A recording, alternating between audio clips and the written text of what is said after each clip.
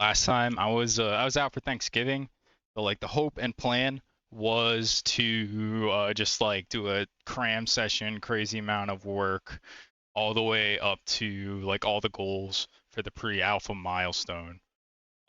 Which let me see if I can bring that up really quick. I guess I'm also looking for some paint.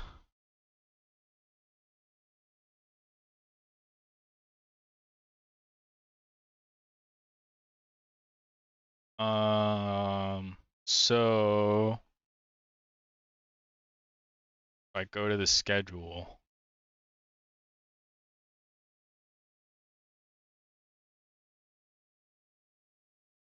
and everything's so slow. I guess I just got used to the new.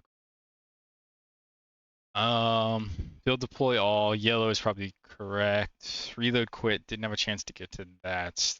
These two, I would say, with the exception of reload quit, this is mostly like end game type stuff of the milestone. I mean, where blah, blah, blah, where it'll be the last thing I do. Because like stuff like optimization, you want to get all the features in before you like go check what the most expensive feature is, right?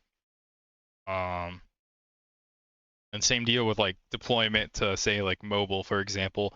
Um, you you want to know that like feature X works on mobile at the end. So like if you test on mobile and then you go make feature X, it's kind of a waste because you're gonna have to test on mobile again. So yeah, I'd say main stuff I did offline was bump this, control it with the here. I'll go back to my thing, but I bumped this to yellow, I believe. I bumped combo to green because I got a new combo UI. I think that was probably in the last 2 weeks as well.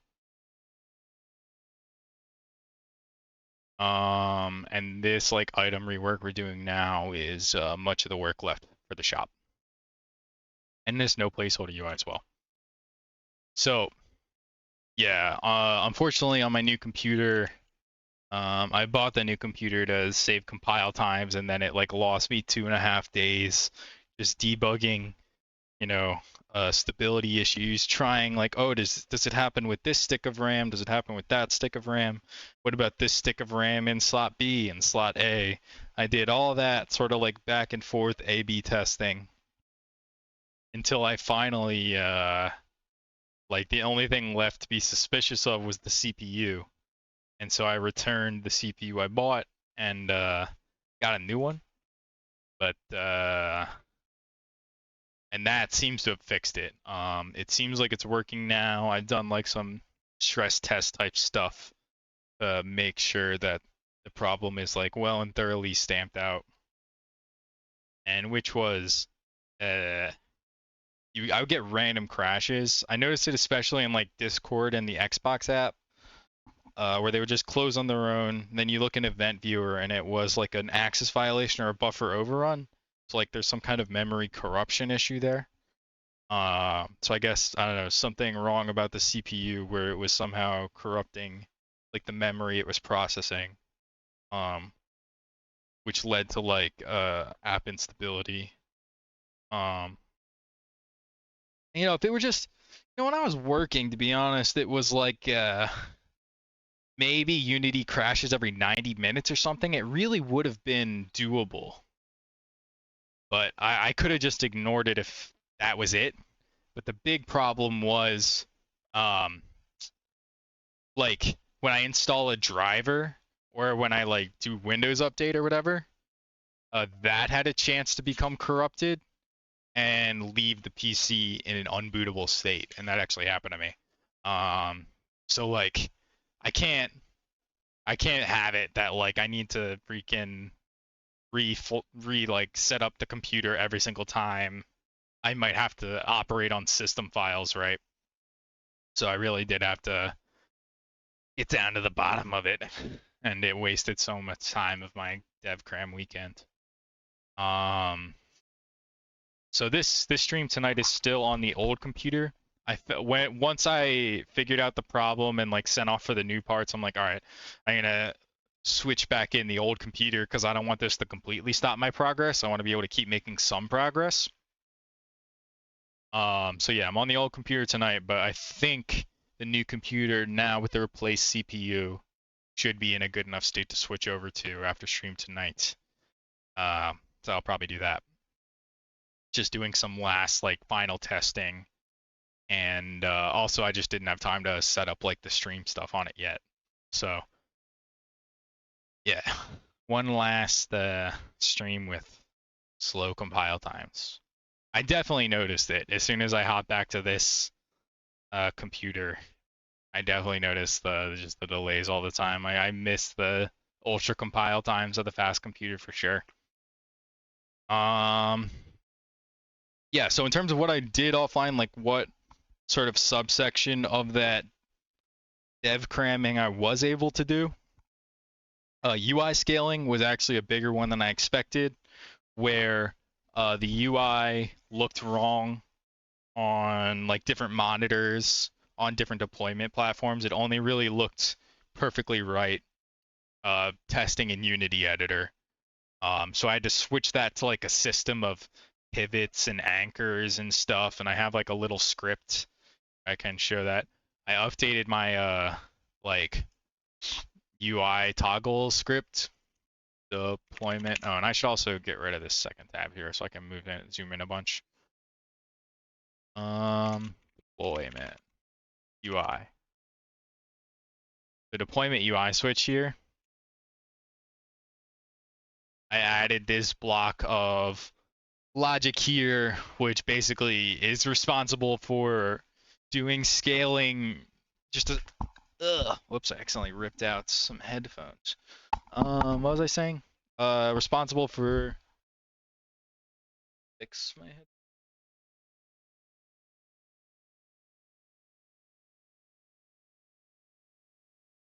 Okay, there we go. So yeah, this block of code basically just does UI scaling slightly smarter than Unity's canvas scaler, where when I have like the UI on these like side panels here, I'm trying to put them in a designated area. When you do that, I don't think the just the Unity auto scaler doesn't really cut it. You'll either get distortion of the like UI assets, or you will get the UI assets being in the incorrect position. So yeah, I have like my own UI scaling solution now that hopefully should be able to scale no problem to all sorts of phone resolutions and other monitor resolutions and such. So that was one big chunk of work. Platforming fixes, there was some issue with like spamming grounded, like you were grounded, ungrounded, grounded, ungrounded, which messed up some stuff that relied on like detecting when you become grounded. So I fixed that. I also added a proof of concept version of the dash and the parry, with the idea behind the dash being you can just like dash through and kill weaker enemies, give you a kind of attack. And the parry is if you would time a double jump like pretty much right when you would be hit, like a frame or two away from when you would be hit. Instead, it would like either knock back or kill the dude that hits you. So just some potential reward for like precise timing there, if that's interesting to people to try and pursue. Also the a big issue that's been a thorn in my side for a bit now has been the jump force scaling, and I fixed that.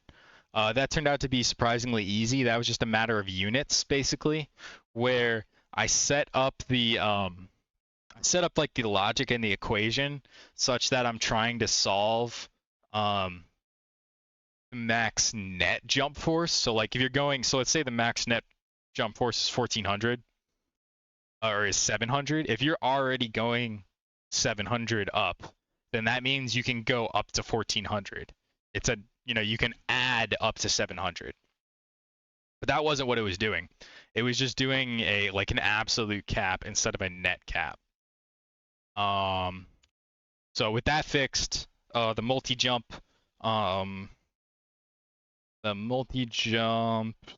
jump force stuff is all fixed up. So now that wind staff that gives you quad jump or resets your jump counter, it works just fine.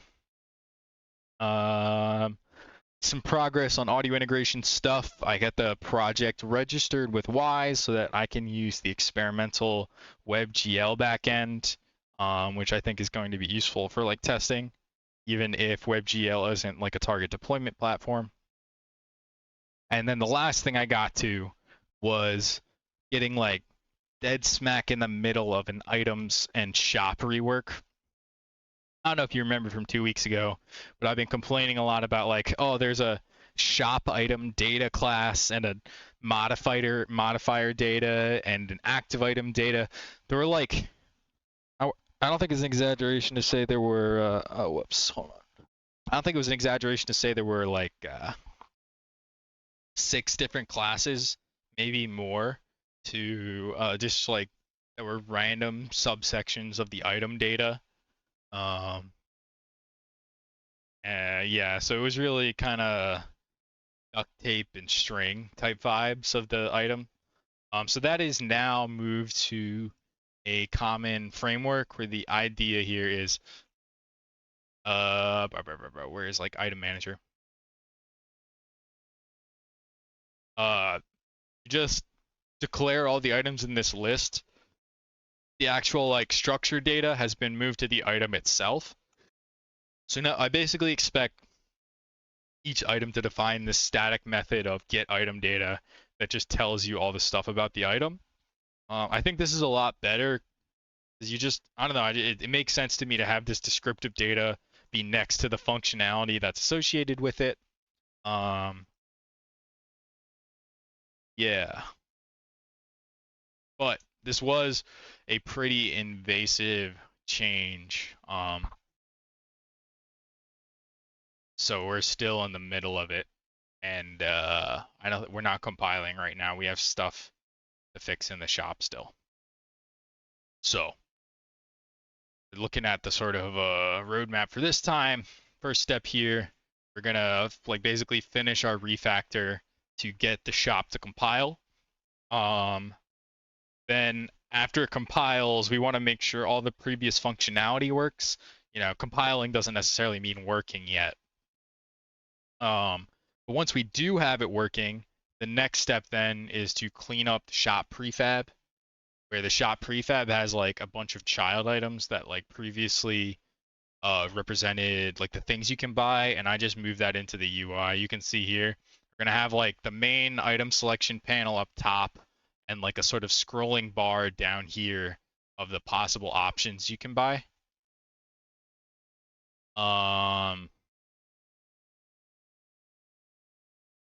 So yeah, this cleaning up the prefab is getting rid of those entities, getting rid of those game objects that are linked to the shop and spawning them and stuff. And then once all of that works, at that point we have a functional shop. I can select between items, I can buy items, everything worked that used to work. Next would be the scrolling aspect. So part of the appeal of this is I could potentially sort of go as far as I want in either direction and just use where this panel is a scrolling window.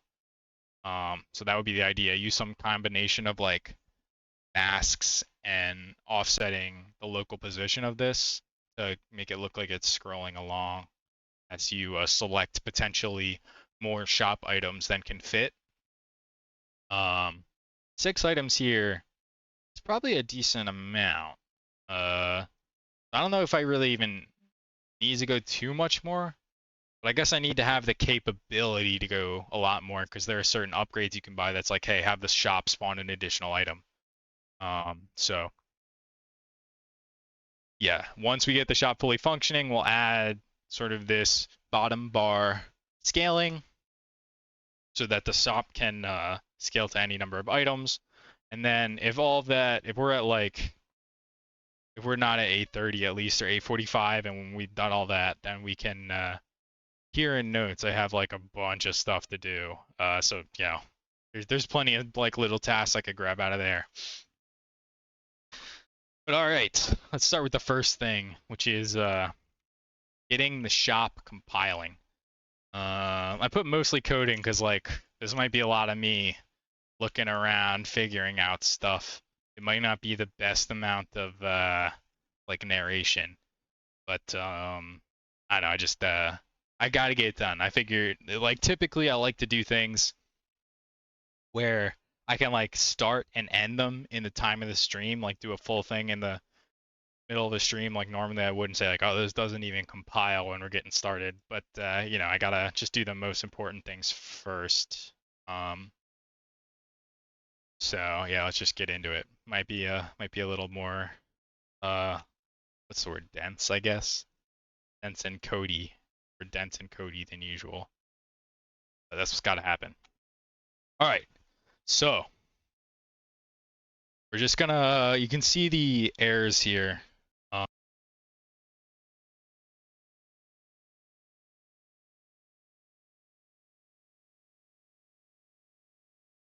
Dang, it's kind of annoying. If I don't have sound go through my headset every so often, it just turns itself off, even if I'm talking into it. Very annoying stuff. But not the end of the world. Okay.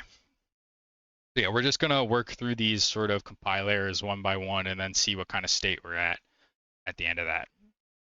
So the first one here is on input impl, which means this is like the selection input when the player tries to move the selection cursor either left or right. And we no longer have this function item at index already bought.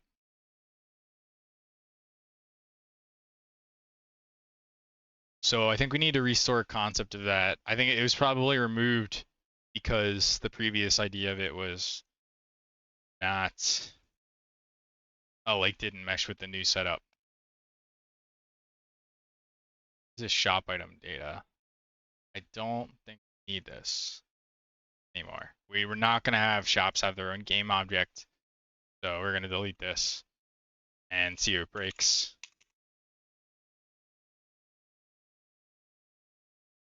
Okay, okay.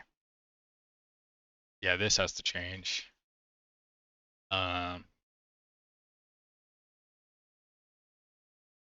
So the new I guess I can sort of bring my shop item data back here, but it's just the global index and bool whether or not it has been bought at this shop.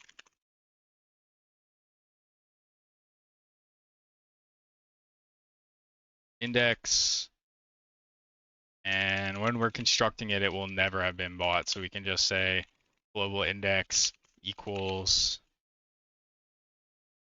index and bought equals false.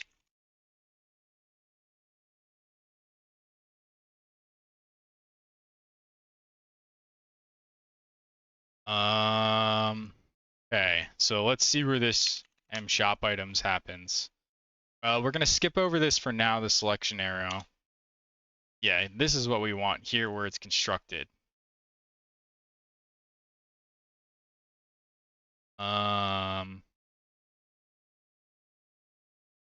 So we allocate shop items here, but we don't ever actually fill it out. So let's add a new for an I equals 0, I is less than indices dot length plus plus I. Or actually, no, it's this instead. It's possible, though very unlikely, that you would run out of items in like the spawn pool. And even though the shop wants to spawn 5 items, there are only like 4 items left to spawn at this point in time. So that's why we have to do the min between like that sort of m total shop items thing and not just indices.length. So for each ops item, we're going to say m shop items at I is equal to indices at I, or I guess dot index. And it will have defaulted rdbot to false, so that's fine. Okay.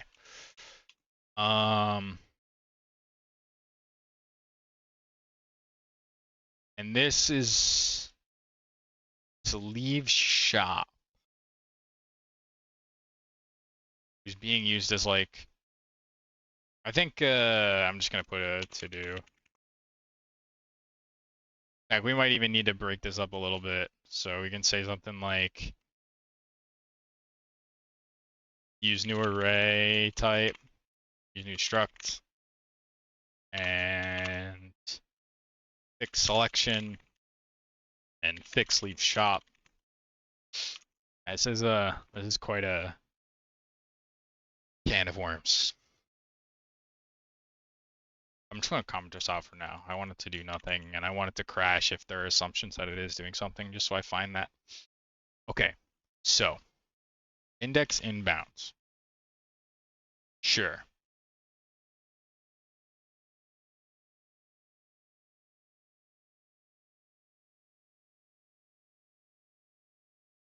I don't know how it would ever be out of bounds, but that's fine, I guess. The other thing would be m shop items.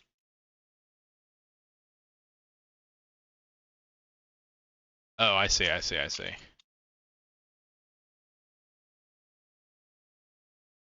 Shop item. This is if this is jump past already bought items. See, m shop items at new at x. Got bought. Cool, that's fixed.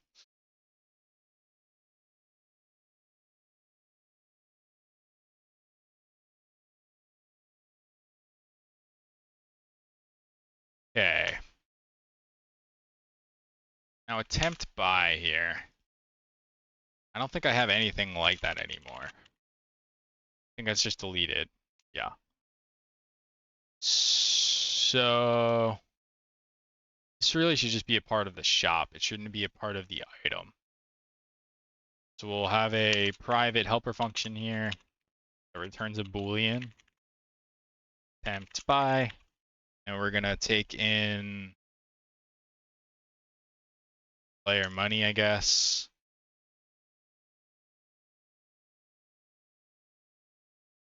Player money. And we're just gonna use m selected.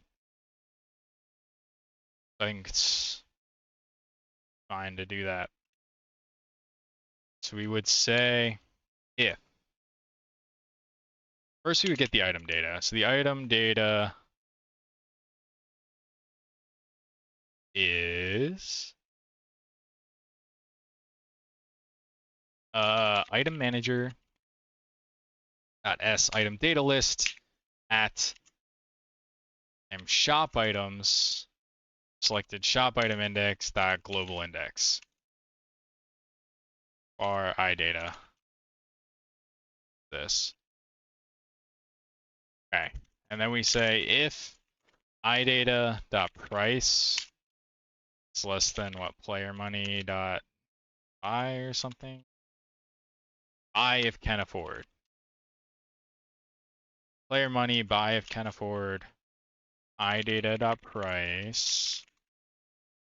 Does this do anything or is this just, yeah, okay, just reduces the money if there's enough money and returns true. So really, I don't even think we need anything here. We just say return this.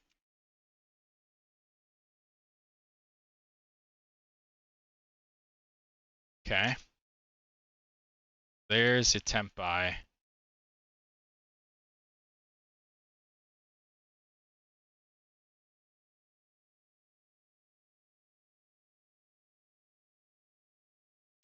Okay. Report item bought, I think, is just on the item manager now. Like item manager dot report something. Report item obtain. Yeah, just the global index. That's all good. Is active item at index. Okay. So instead of this,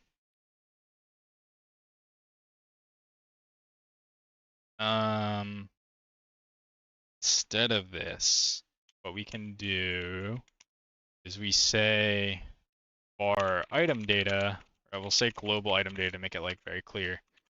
It's equal to item manager, item data list at shop item data, global index. Okay.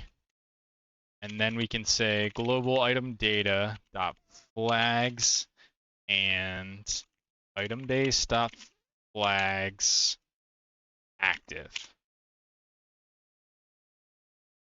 So this is the same as saying like, hey, is this an active item? What's wrong with this? Oh, it wants me to pass this to an int. Okay. So if it's an active item, before we were asking this other manager what is the active item index, but I believe we should just be storing that now. So we can say global item data local index, local ID, local index, same thing. Okay. And I think there's only one more compiler to fix selection arrow thing. Let's just comment it out for now. We'll hop back here as the next thing, assuming we are compiling. I still don't expect this to like work, even if it compiles. Oh man. Excited to get back to the new computer, watching this be busy for 15 seconds. All right. Looks like we can at least try to compile here.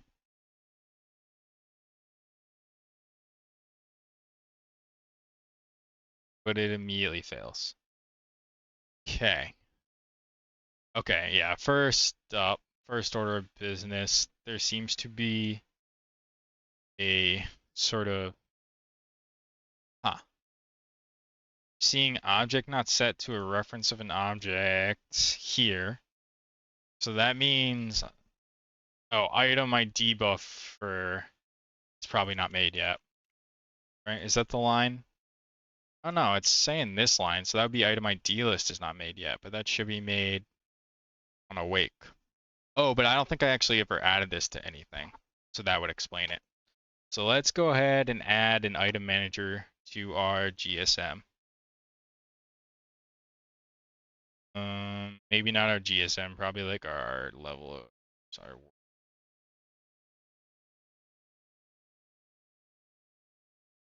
I don't know what this used to be. I deleted it. There's probably an item thing. So let's put the items here. All right, there's our item manager. Let's try again.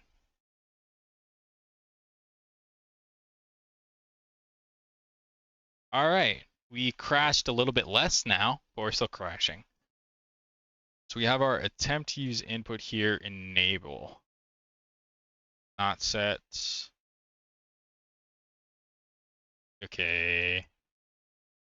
This should be on awake probably.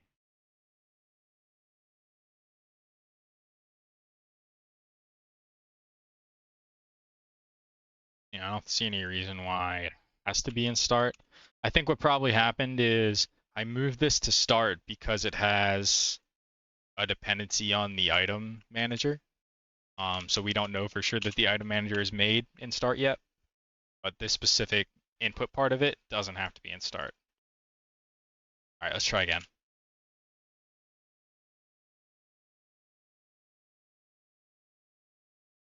You can see how this kind of like mostly code work can feel freaking brutal. Feels brutal in the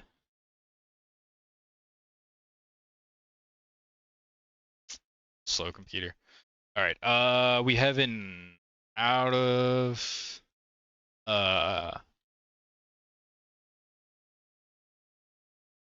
Out of bounds index. Let's go ahead and dump the index. Because another thing that kind of sucks about the computer issue is enabling debugging takes quite a while and slows everything down quite a bit more.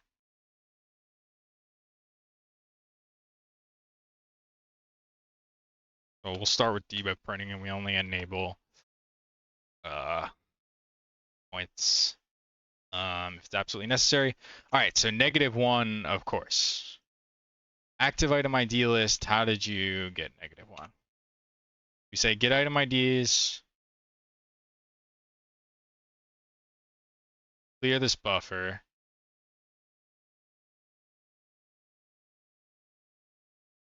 We check if we're allowed to spawn by saying like, hey, don't care about the spawn. That means less than 0, or the spawn value is within our range. And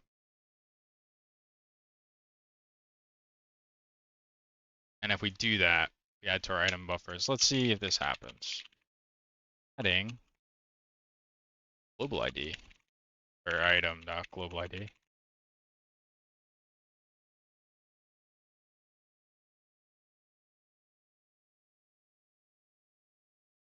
So I'm not sure if maybe the global ID is incorrect, or that's like a signal that it wasn't able to find anything. Find out. This will help. Yeah, I mean, oh, I see. At the very beginning, whatever the first thing we're doing is we're adding -1. So there's something wrong with our item data list here. I believe it's because here num item starts at -1, and we're doing postfix. We need to do prefix, so it'll go -1 to 0, or we can just start at 0. Yeah, let's do that instead. Start at 0. All right, hopefully that'll fix that. I'll get rid of the spammy debug printing, assuming it's fixed. Let's see.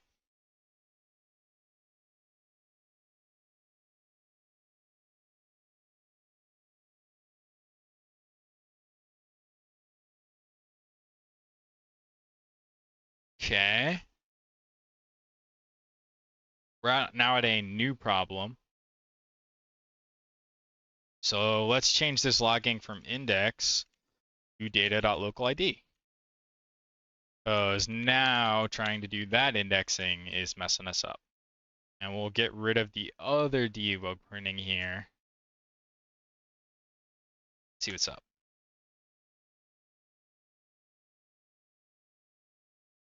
Oh, you can see. Madness is watching 10 minutes of loading bars. All right, -1 again. Oh, same problem, same problem. Yeah, I don't know why I didn't think of that. So if these are all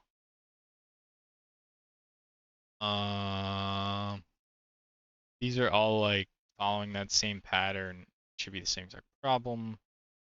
Let's see, get item these.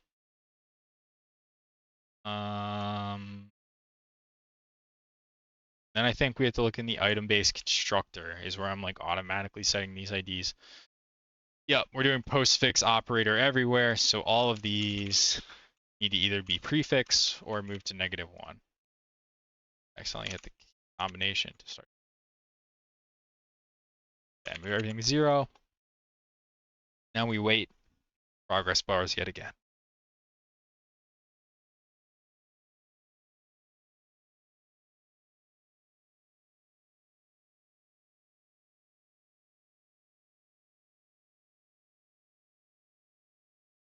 I think we should be down to our last problem here. 61. Okay. Active items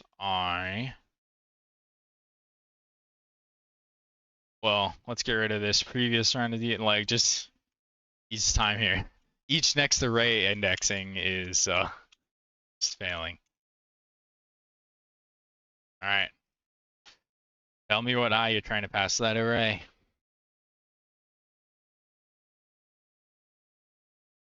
But first complete the domain and also recompile. Yeah.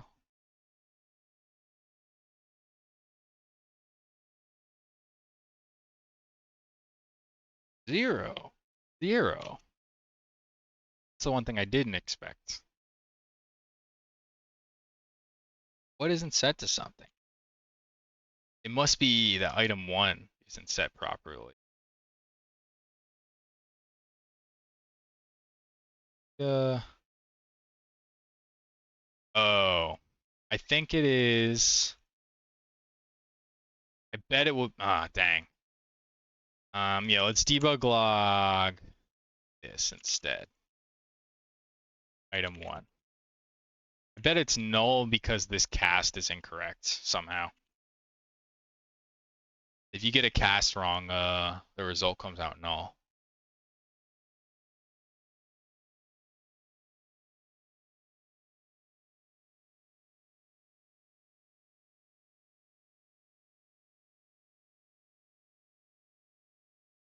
All right, yeah, it is null. So I just need to do like this, I think.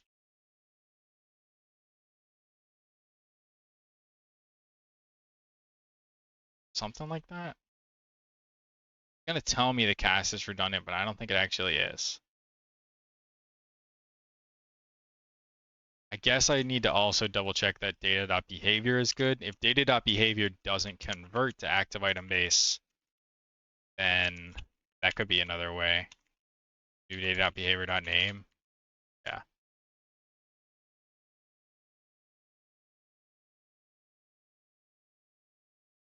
So it could be that the cast is correct, but it's not a castable type. Let's find out. Make sure all the types I entered were correct. Oh, it's possible. No, I mean, that looks fine.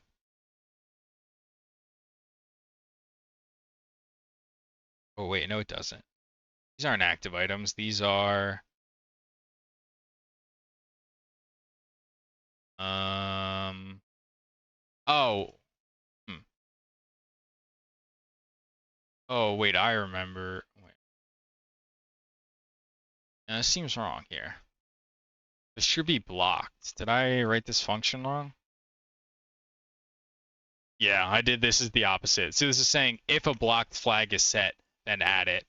It needs to be the other way where it's saying if a blocked flag is not set, then add it. So basically, it was giving me back everything except the active items. So let's try that again. And come to think of it, what was that and I just added? I want to make sure I wasn't like supposed to do the inverse there.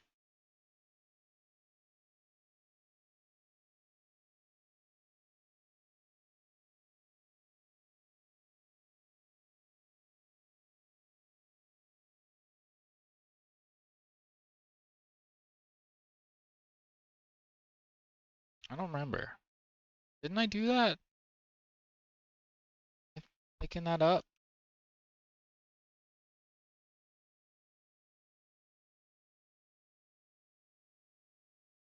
Okay, no. Yeah, so in this case it is correct. Here it is. And in this case, yeah, we're just checking flags, not like blocked flags, so that is correct and good. Okay. Let's try again. Um, so yeah, that was the issue with our cast, was that we were getting all the non-active items, so nothing derived from active item base, so it would never successfully cast, and it would always be null. Then when it tried to enable or disable that null thing, it crashed. All right, next problem. Player modifiers active item time stop. Okay. All right, what's out of the bounds of the array?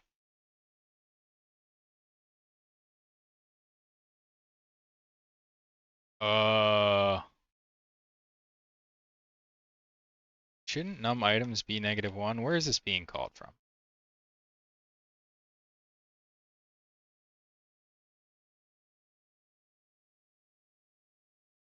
Item. Okay, so the shop. Oh, I'm passing 0. All right, so I'm gonna fix it, but That's the wrong bit. I need to pass -1 instead, I think. Well, if everything... I have everything set up as 0 to 9999, so it should be fine. Oh, wait, no. Hold on. Shop is passing 0 for the difficulty. See that? That's not it. It's this number. We are making sure it's just not unbuyable and it's not player obtained. So we are seeing here on line 40, one of these is wrong.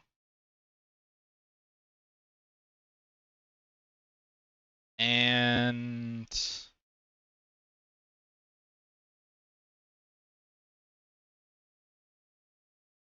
oh, I can't remove things, the thing I'm iterating over.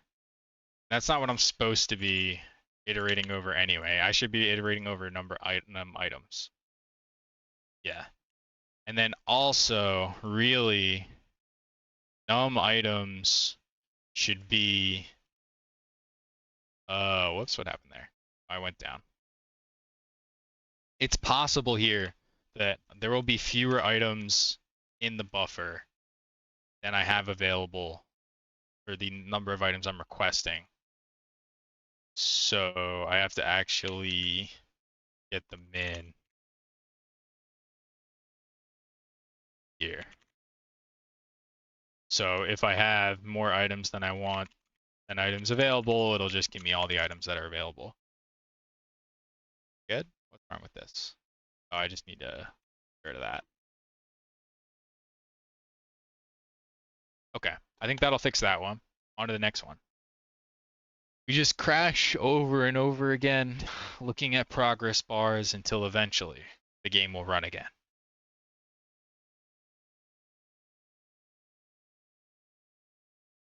Then we're going to go to the shop and probably crash a bunch more.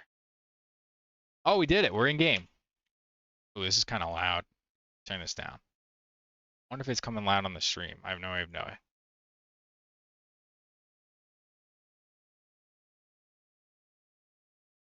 Also this shop UI shouldn't be up, but it's fine for now. Actually, here, I'll let me hide the shop UI like it's supposed to be. Okay. Because now that we are back to a compiling game, I can show off got our dash in. Doesn't have an effect yet, but it does work functionally. Shoots us forward. And kills enemies hitting hits. You can also see this is a controller test level I made. Here, actually, I'm this big. This is a controller test level because there was also an issue where on the edge here, that's where I was seeing the grounded stuff on slight edges like this. So that is now fixed as well. This looks fine. Let's see if I can get bit at. Oh, I got hit even though I triggered parry. I gotta fix that. You should be invincible for the brief second. But yeah, when you see that blue square, that's should be parrying and killing the dude, but I guess if it gets too close, he's still gonna hit you. It'd be the same frame impact, so I should clean that up. I'm gonna note, so I make sure I actually can parry. I wonder if it was just like a timing thing that now I'm running at a lower FPS. That makes it pretty much undoable. Oh yeah, I'm dead. Let's try again.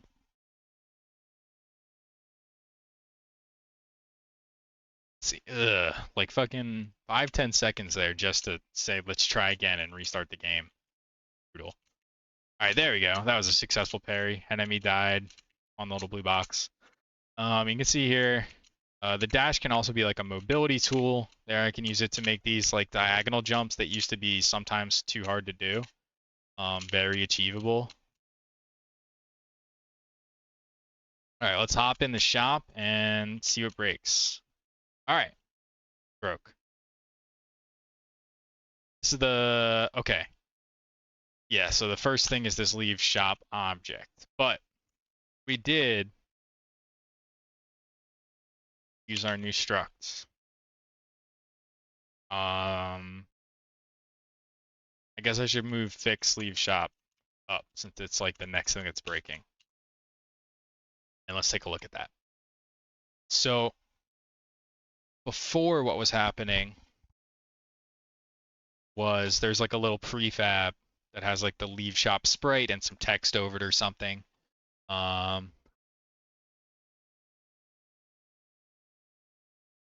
don't need this anymore.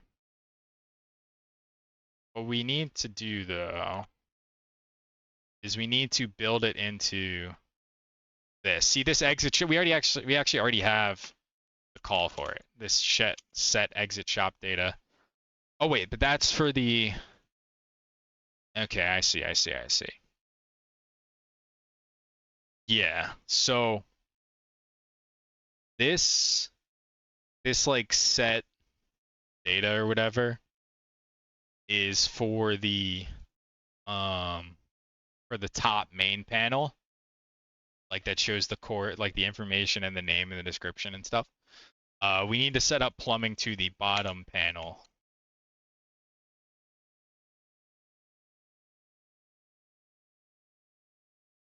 So let's go up to a shop. Yeah, I should go to the shop level instead of controller level. But I'm almost there. And you can see there I did wind staff, no problems. Got a nice quad jump. Alright, shop. You don't spawn the leave. Oh, did I not get rid of that? Did it not save?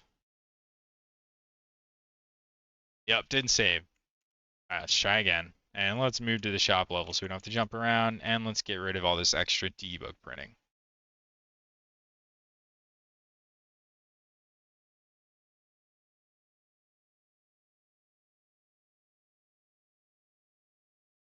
Okay.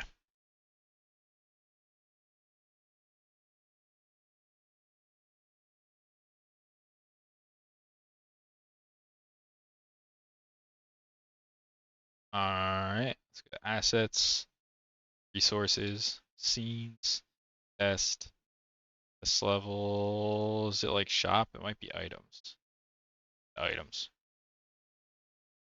Alright, let's hop in and see what breaks next.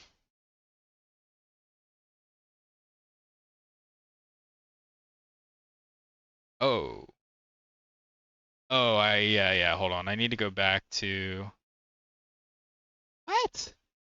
My God, it got rid of my Unity.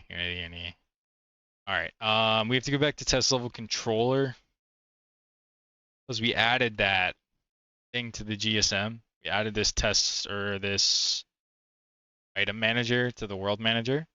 Why can I not apply this? Oh, there's an invalid script somewhere? Where?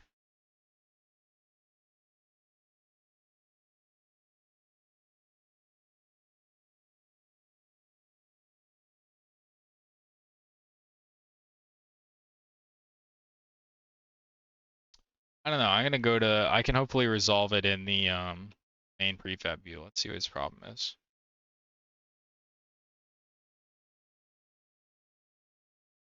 Um, yeah, so it's all this junk. Why are these like this? Isn't this the base version? Um, yeah, I don't. Well, I have to go hunt down. Oh, I see. To go hunt down this missing script.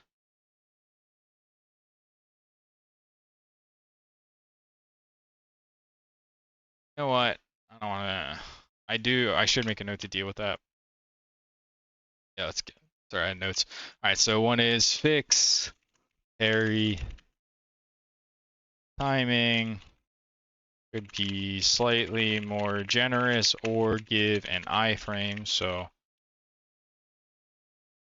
player doesn't get hit if trigger parry. And then the other thing here is fix world manager prefab. It's heavily relying on data set in the GSM prefab, which counts as an override.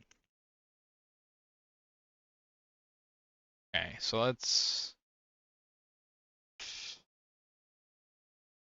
open our GSM. Is that where I am? Yeah.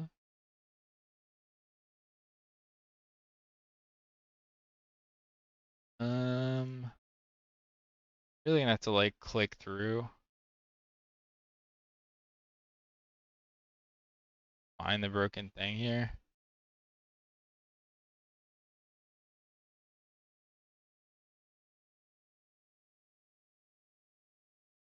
Why wouldn't it tell me?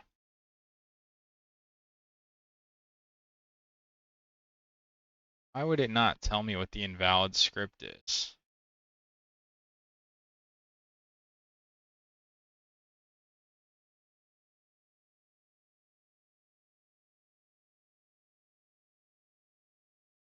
Oh, I wasn't in the world. Oh, yeah, there we go.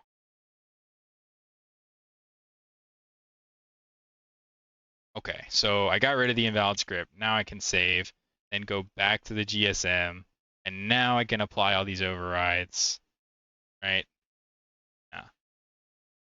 Okay, and then I can add the item manager and also save that to the world manager prefab. Okay, I think that should fix it.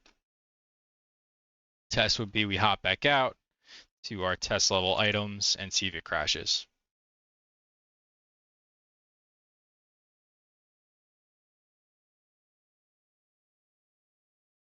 All right. We lost our game view for some reason.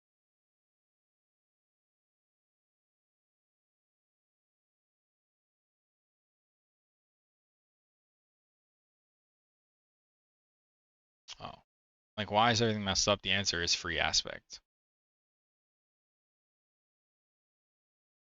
There we go. Cool. So we spawned our shop UI, and this sprite stacking needs to be fixed. But we spawned our shop UI successfully. What is going on with these like little notches? I gotta take a look at this. It's weird. That's not really the focus of right now. Focus of right now is getting everything compiling and working again. Okay.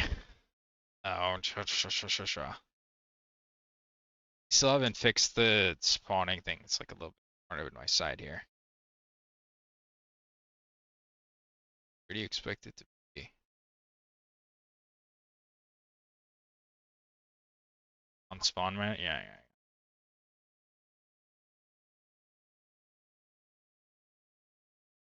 That definitely.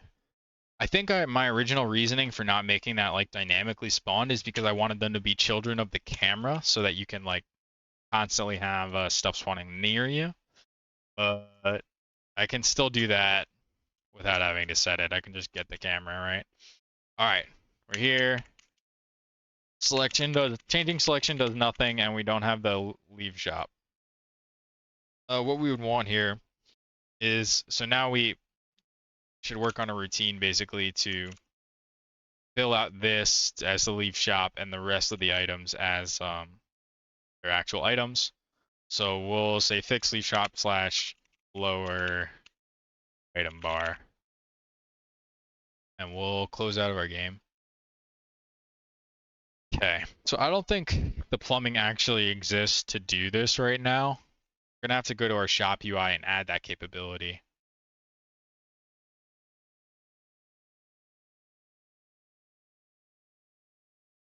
So the set data I'm gonna rename to set upper data.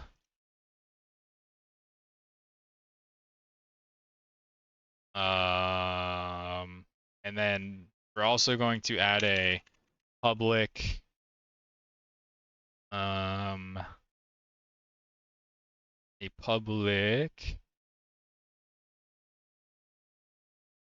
static void that is set available item data that is going to take an int of just indices.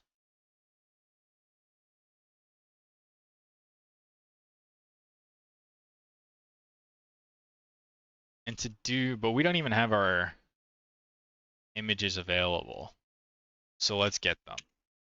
going to say private image array m lower icons, and on awake, let's take a look at how our like hierarchy is laid out and figure out how we can find those lower icons. So open up GSM here, go to the U common shop group. Okay. So there's an upper and a lower. This here is our shop UI, just sitting on the top level parent, like the grandparent. So getting, what happened there? Getting images. So there is 1, 2. Yeah, so 0 BG, inner BG, icon secondary would also be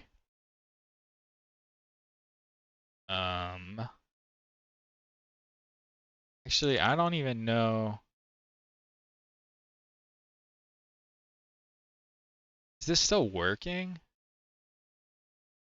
Because I don't think you can get grandchildren like this. Yeah, I don't know. Even if it might work, let's just make it a lot more simple where you can say var upper group is equal to transform get child or something. 0 game object. And our var lower group is child 1.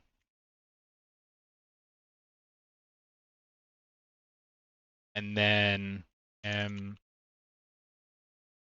so this has the item at 1, or I guess it's 0. Well, it'd be 1 because we have the 1 is 0 is panel, 1 is primary, 2 is secondary. And here we have 0 is panel. Technically, I think we're actually going to need 2 for each, primary and secondary.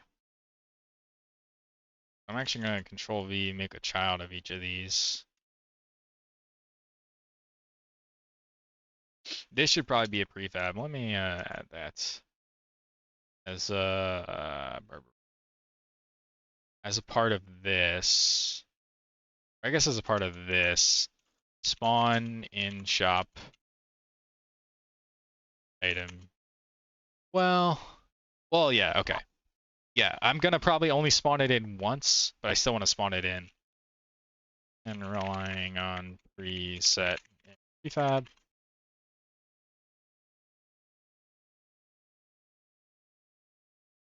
But for now, we can just copy a bunch of junk.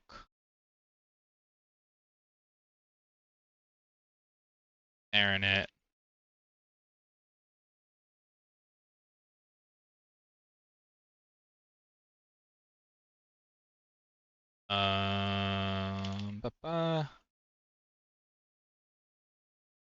Okay, so each of these items, so we have 0 panel.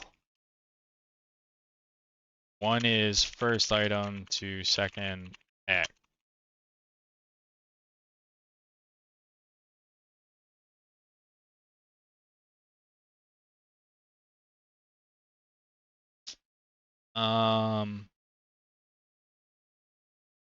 And then I can say, so we can leave all this. We just have to do it off upper group.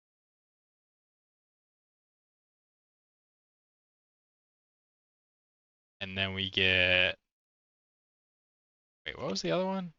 Inner BG, yeah. We're skipping that by starting at the child. So that's 1 and 2. I think the texts are probably the same.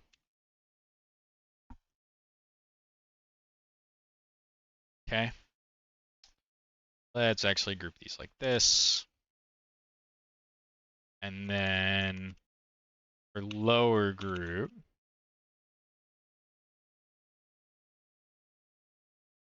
you can say lower images or something. What was it? Lower icons. Get component and children image, but not this from lower group. Right. Get components. And then just as an incremental test, let's test it. In lower icons, just print it out. Debug log image.name.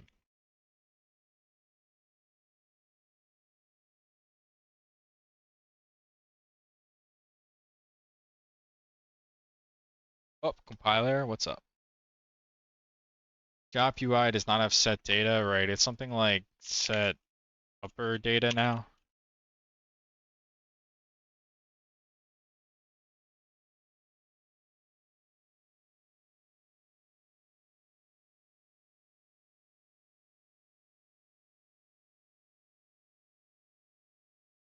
Now we play the waiting game. Transform child out of bounds. What do you mean?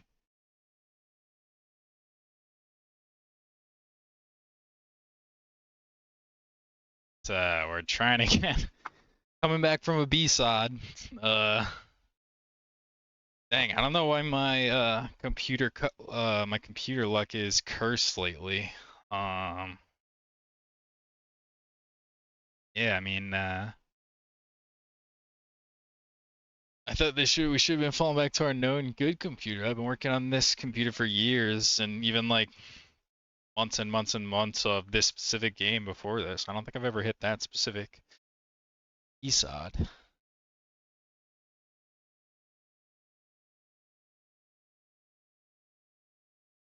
And this reopening usually takes quite a while.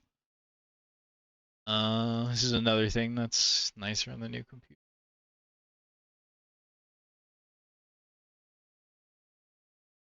It's some pretty hard work just to get going.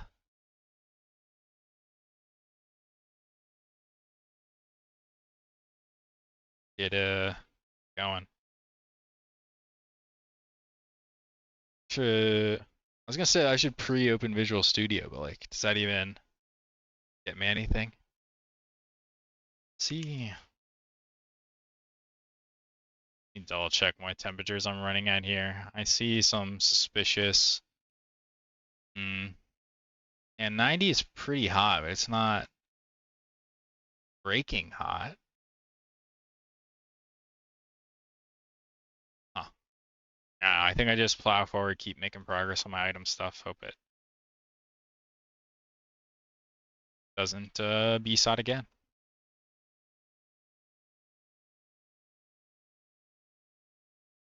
All right. So back to the crash we were working on before.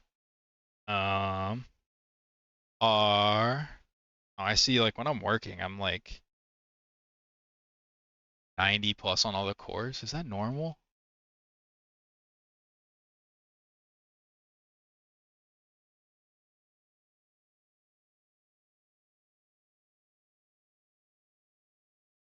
I don't understand any reason why that would be changed between like now and like a week ago. Discord.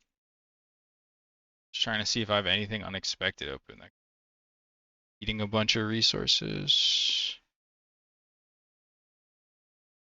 Just not. It's just streaming and like opening Unity.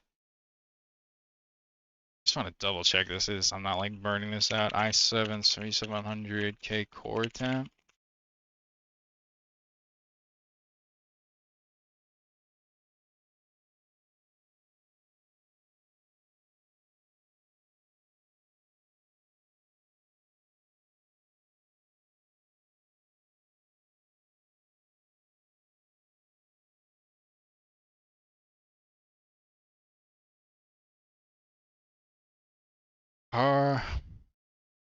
Okay, it's saying 95 to 100 at maximum load, and I guess opening a Unity project while doing like whatever setup nonsense could be maximum load. So something to keep an eye on, but not necessarily ultra concerning.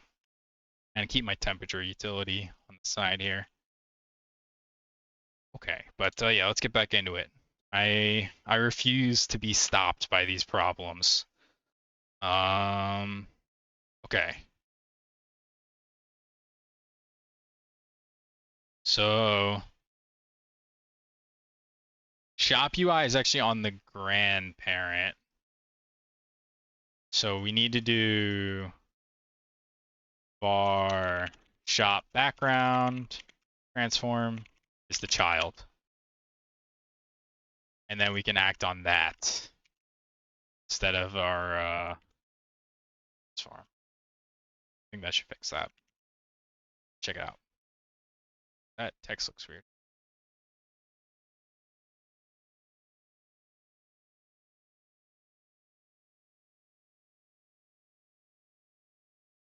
Uh-oh, we're red on compilation. Yeah, 99, 99, 100. Oh. I guess I really did get this I kind of like the end of it. I should probably, there's something strange going on. I should double check. But we're back to compiling.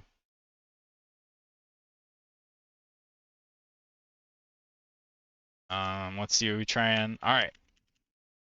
We can go to our stuff. And we were debugging the name of our child to make sure it's what we expect. And what do we see here? We see shop item selectable 0 through 5. So that confirms we're, oh, I don't have any of the children. Well, it did, all right. Because of the bsod, that didn't save, so let's do that again.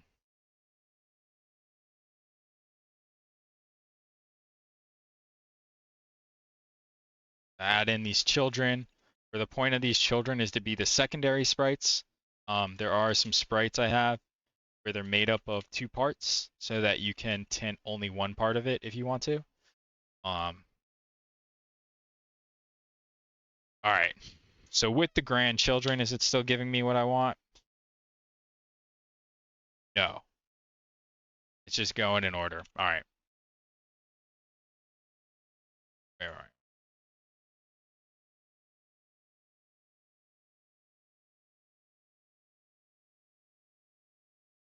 Yeah, shop item 066 instances. So yeah, this is including children and grandchildren.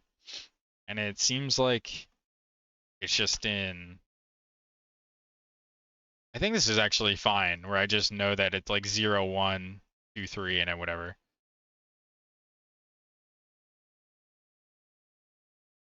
So 2 is first item secondary, 3 is second item, etc.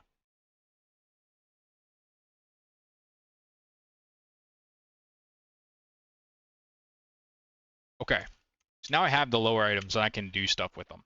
So here, reset available item data. We're going to pass some indices, and we're going to use those indices to go look up these items and set their sprites and colors. So that'd be something like, so we're going to say num set. This should be a to do, should be equal in the long term with scrolling, just prevent crash for now. Okay, so num set is going to be mathfmin of global indices dot length, and I guess you can say int num lower is equal to m lower icons or something. Icons lower, m icons lower. What do you call? Oh, it's static.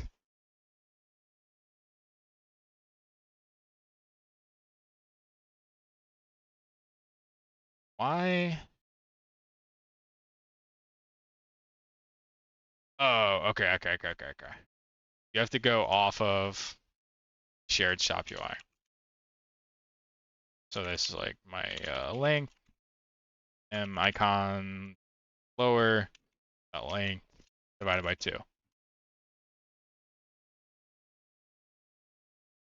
Okay, so whatever is lower, it's going to be the number of sprites. So we go for int I equals 0. I is less than num set plus I. We're going to look up the var item data is equal to item manager dot s item data list for, yeah, global indices I. Correct. I love that Visual Studio 2022. It's real good. At guessing most of the time. Okay, so we have the item data now. So we will say, hey, what do we want to set really? Just the sprite and the color. So we say m lower icons or s shared shop UI, m lower icons, I is equal to item data. Oh, not the class. This item data dot primary sprite dot apply to renderer. No. Oh, actually, yes. I think we do want this just for an image. Apply to image, image I.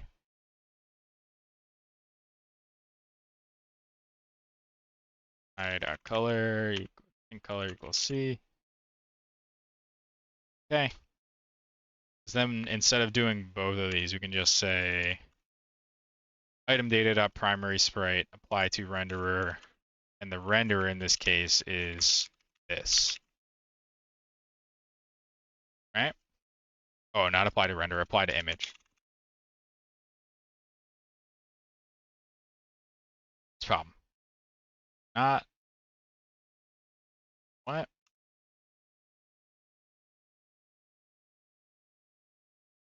Oh my gosh, that's so annoying. There are two different, I guess, very similarly named freaking image classes. So I need to go in here and say using the engine.ui instead of UI elements. Now I can say color, I guess. All right. Yeah, I think we should be good on that now. So let's head back to shop UI. Yeah, this is good now. And then we say if item data secondary sprite not equal null, and item data dot secondary. Actually, we can just use our use the question mark operator. If it's null, apply to image. S shared shop UI, M lower icons, I plus 1. I guess I should say int lower icon index is equal to I times 2. We put that here, and we put this here.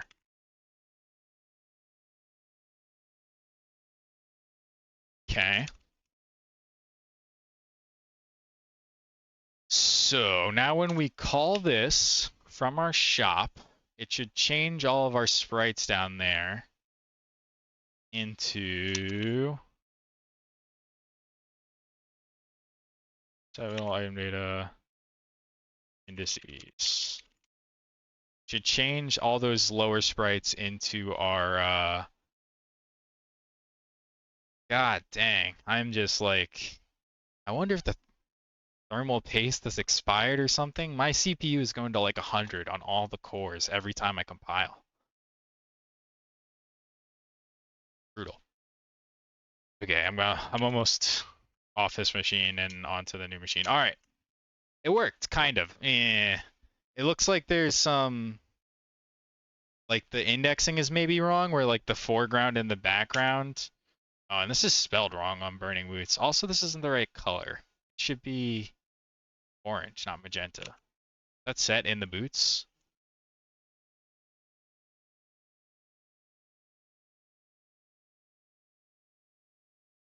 Should be orange. What happened there? You think you're orange? No, you think you're magenta. That's not the problem I'm looking into right now. The problem I'm looking into right now is we see here there's some kind of incorrect mixing of primary and secondary sprites, right? You can see the shield's primary here, but its secondary is here. Or I think it's actually reversed. But point is, something with my indexing scheme here is incorrect. And it is causing me to... It's weird that it starts out correct and then it becomes wrong. You'd expect it to be all wrong.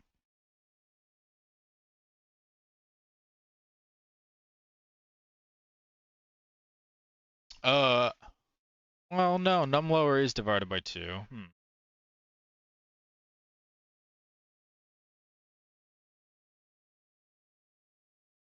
Yeah, I'm not sure what the problem is here.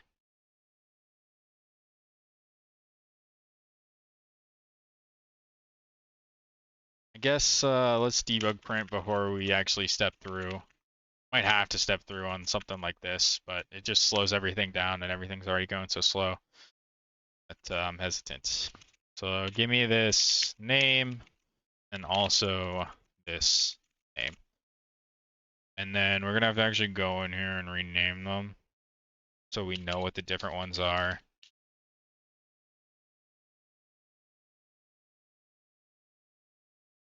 Good enough. Oh no, I didn't. I'm gonna have to copy this because the game is still running. So it's gonna undo my changes when the game is not running anymore. Yeah.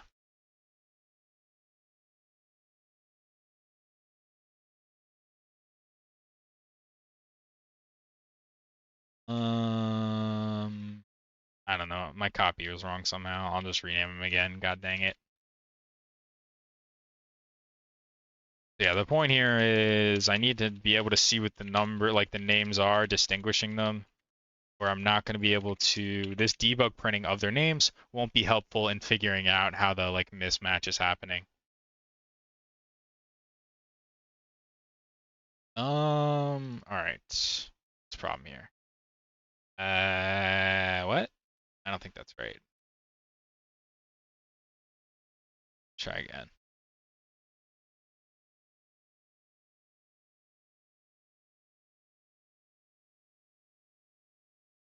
No, it did happen. If I messed up my GSM somehow.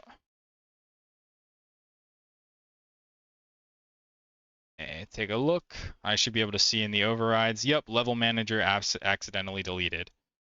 Go ahead and revert that. It's kind of nice. It's like a mini version control. This is my mandatory once per stream plug of how important and awesome version control is. Okay. So, we have our debug text, but let's look how we actually interpret it. Now let me pause the game. So, where were we? We were in shop, I think. Let me pin that.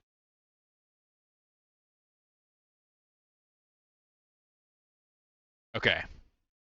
So 0, 0, 6, 1, 1, 6, 2, 2, 6, 3, 3, 6, 4, 4, 6, 5, but no 5, 6. That's weird. How is this getting off? Why is this going 9 times? That is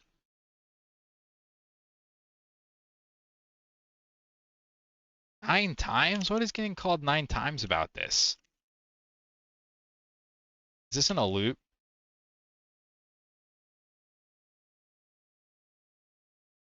No. Is it just saying? What is happening with that? Is it just telling me that the the print statement went 9 times? Total?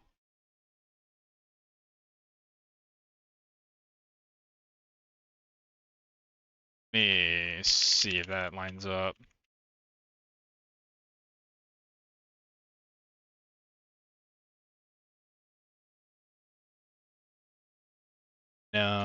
Set. How many times are you running this?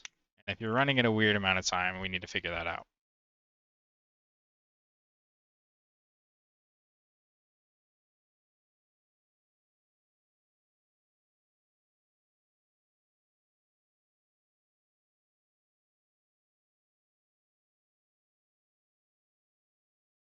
Numset 6. Aren't I to take this to mean that this function is called 9 times? Oh, because there are 9 shops, of course, of course. That's what it's going to be. I mean, not of course there are 9 shops, but that makes sense. For each shop that exists on the map, which is like pre-spawned in the very beginning, it's going to be calling this. And the only thing that I'm wondering about is where is 5? Oh. Yeah, where's 5, 6? Okay, okay, okay, okay. They would just be out of position, right? Yeah, because this is wrong. Here, see? I don't know what the deal with this is. That looks like a bad copy. Let's see if it comes out correctly now.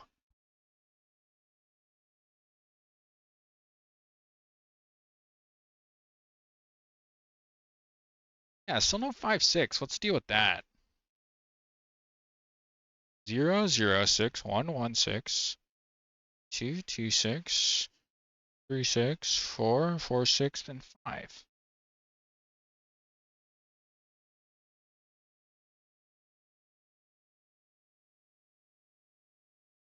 Do we have 2 images on 5 by accident? No.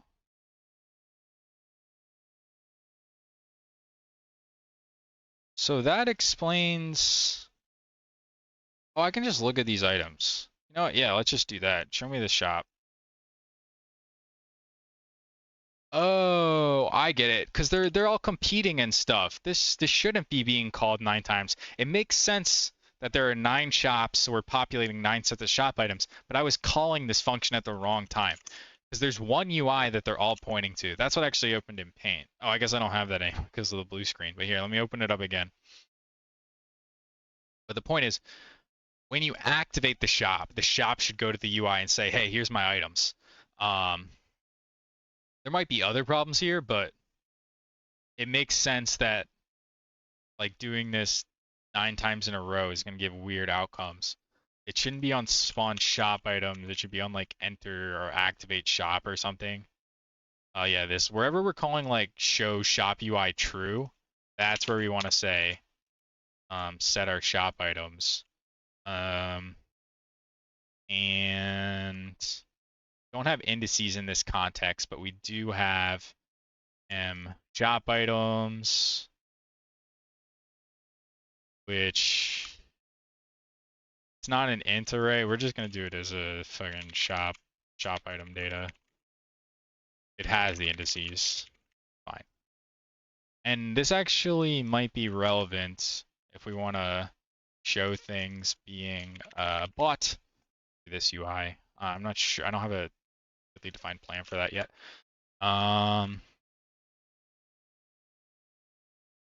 Anyway, so that's in our array, right? Or am I saying like shop? Okay, yeah. Set available item data, shop items, and it's gonna say, wait, this isn't what I have. Say shop items here, shop items dot I dot global index. Yeah, same stuff.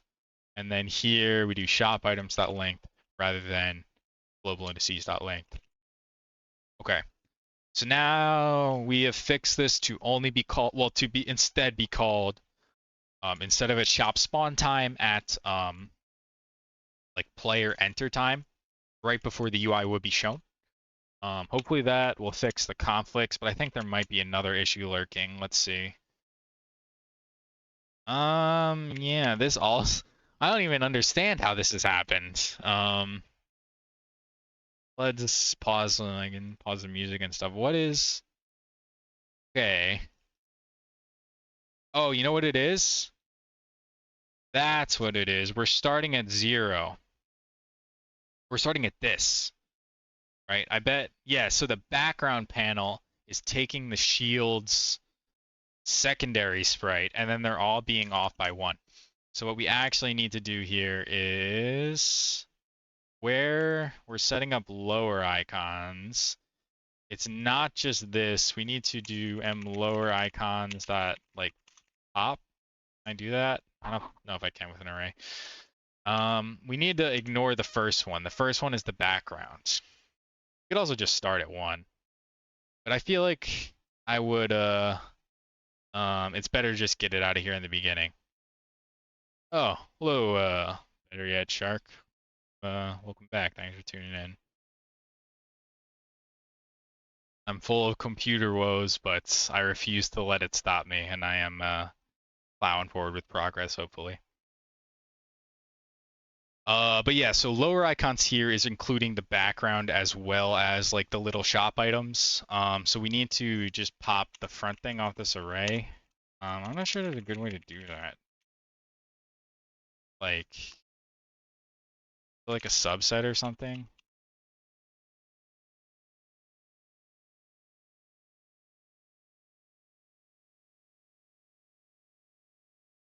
Everything is. I guess I can. Yeah, I don't think this is actually supported. If I remove the first element, and I don't care about a out error.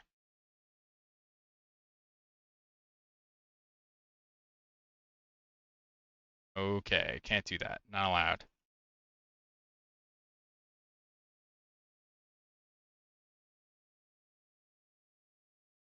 It's a problem.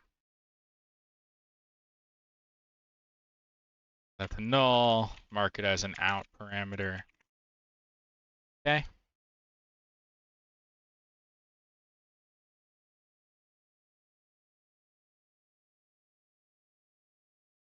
Oh my. Look at this, man. I'm not even like it is done compiling. I'm not even strictly doing anything, and I got cores running in like the 80s and 90s. What is wrong with you, old computer?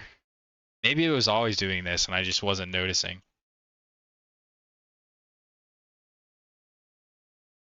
All right. So nothing broke. Let's see if it removes that thing without a problem. It did not. It did not. It seems. But it didn't crash either. What's the deal with that? Does it return the thing? What is it? I do like. Oh, it was in shop UI, right? Let me pin that.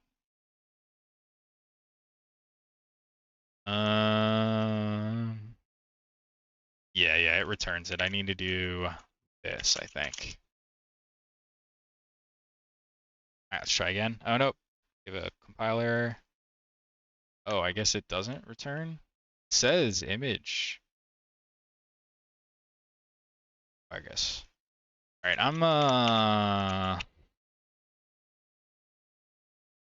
right, like I feel like I'm wasting time with something that doesn't really matter that much.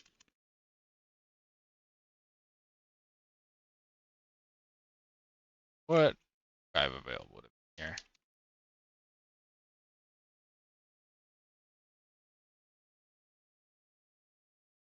No, like remove.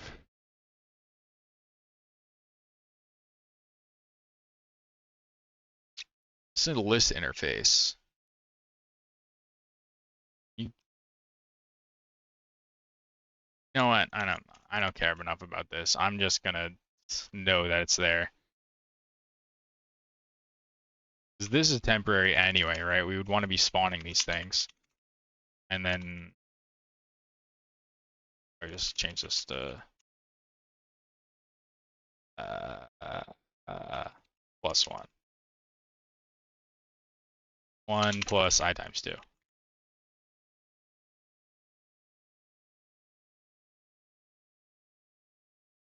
That also explains why we're getting partial results. Because it would have been an odd number. So that's why we didn't see the item for the last image. Like the secondary. Alright, now we're getting somewhere. We got, it is, I assume this is right. I guess I could sanity check it against, the stuff, but I think this is probably just right.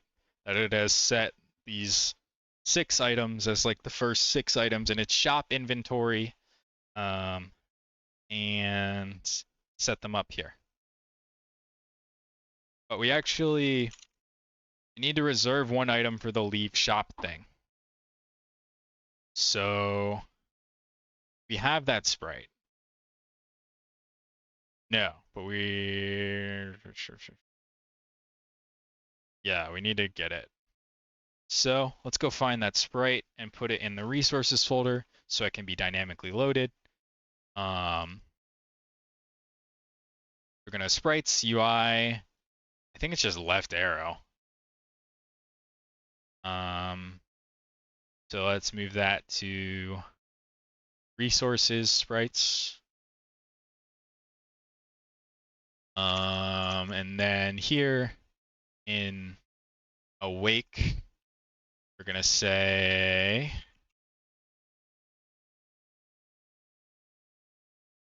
we are going to say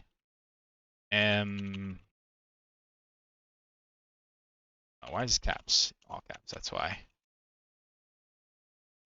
Or S, I guess, leave shop sprite is equal to utility, or no, sprite cache. That's another little helper thing I did. So this would be sprites left arrow. So here I can show this class. This just like wraps the idea of loading sprites from the path, but it also stores them in a cache so that it only ever does this once. If you call this a second time, it'll just give you back the sprite out of the dictionary cache rather than reloading it. I read that Unity is doing some aspect of this under the hood, but to adding this sort of cache dictionary yourself does give you some slight performance improvements. So yeah, it only took me like 5 minutes or whatever. So why not add it? Okay, so we have our sprite now. We have gotten our. I'm looking at the wrong thing. Shop UI is what I want to look at. We got our left arrow sprite as our leave shop sprite. So we need to throw that in our first item here.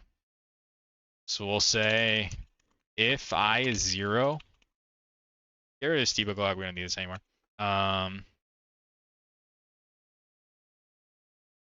We'll do this in this case. But in the case where I equals 0, we're gonna say item data, or yeah, we do it a slightly different way because this is wrapping the helper for us. So it'd be something like m lower icons. We will still need this index. Well, it'll just be 0. It's fine. Or no, it'll be 1. Now, why not? Why not? Why risk it? Why introduce the chance to be stupid? M shared shop UI. Dot lower shared dot lower icons dot sprite oh yeah, right, at lower icon index dot sprite equals m leave shop sprite. Right, what did I name it? I guess it has to be S. Yes, good. All right, let's test that. So now, instead of that first item, instead we should see an arrow pointing out of the shop to be the control to leave the shop. Ugh, these compile times. All right, we're in. Uh-oh, what happened there? I have no idea. Oh, that is a internal Unity thing. Okay, this did not work. But why is that? Did I not save the thing? No, I did. Do I need to maybe, oh, I think I need to maybe set the secondary sprite to null. I think it might actually just be hidden under there. I could have verified that, but we'll verify it now by recompiling. I mean, I would have had to test it anyway. All right, we're in it. Should be easier. Yeah, that hit assertion again. Okay, this did not load correctly. So that means the path to it is probably wrong. So let's double check it. Seems like path should be correct. Unless it's SPRITES sprites. LEFTAARROW. I don't see an obvious problem with this. Let's reload in game and then let's actually take a look at what it was set to. Oh, you know what it might be? I think it's the null sprite just covering it. I bet it's under there. Okay, let's take a. Actually, you know what? I hit that insertion enough times, so I'm gonna write a note about it. My one note closed from when I bsod. Blue screened of death. All right. Dash into shop, especially into shop spawn collider, leading to weird assert in Unity. Maybe collision problem. Okay. All right. So I guess spreading the sprite to null doesn't really do what I want it to. So actually, in that case, it's not going to work for this either. So we do have to check our secondary sprite rather than just using the dot operator index. So we'll apply it in this case because we need to, in the else case, say item data, or actually this lower icon enabled equals false.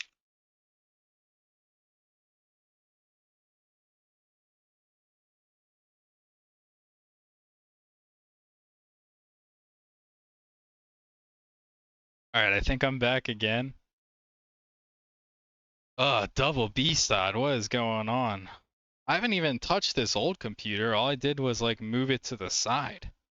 I'm gonna have to crack my old computer open and like, wiggle the pieces or whatever to figure out what hardware error is hitting for this bsod. Because I still want to use this old computer doing continuous integration CI builds, where it would detect if I had like if I merge something into main or master, um, then this other computer would be like sitting by waiting, like listening for git changes. When that merge goes in, this other computer is gonna pull down the new changes and build all the like different platforms, like mobile and Apple and Windows and stuff, um, and then upload it to some share somewhere so that playtesters and like collaborators and such can work on with me. All right, I think we're back in game now. Yeah, we need to say instead of we're trying to get our leave shop sprite to show up in the lower bar. And the last thing that happened to us is we had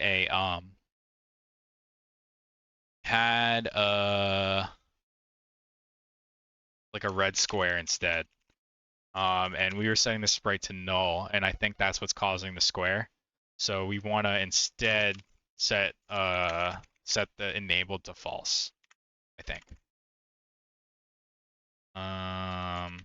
So here in the else case, we're going to add that same item data, or actually rather this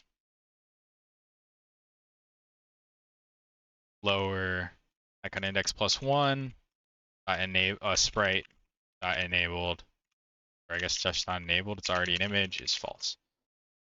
And then that means in this case as well, we need to re-enable it because it might have been disabled from a previous shop.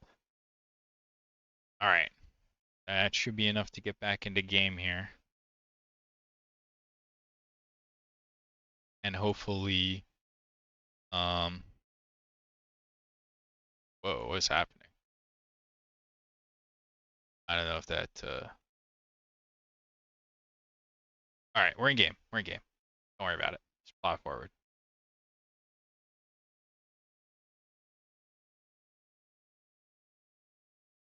Dang, look at that red CPU though. Worrying for sure. All right, there's our exit icon. Okay. Got the exit icon. Um, what would the next thing be? Selection?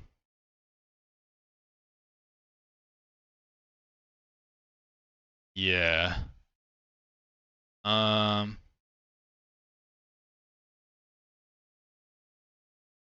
wondering, do I try and go for selection? Because if I bsod again, I'm not gonna make it because I have to. What's the word? Let's see. If I bsod again, I'll call it there because then it'll be like 8:45. But I'm not gonna call it early just because bad luck seems to be conspiring against me. Um,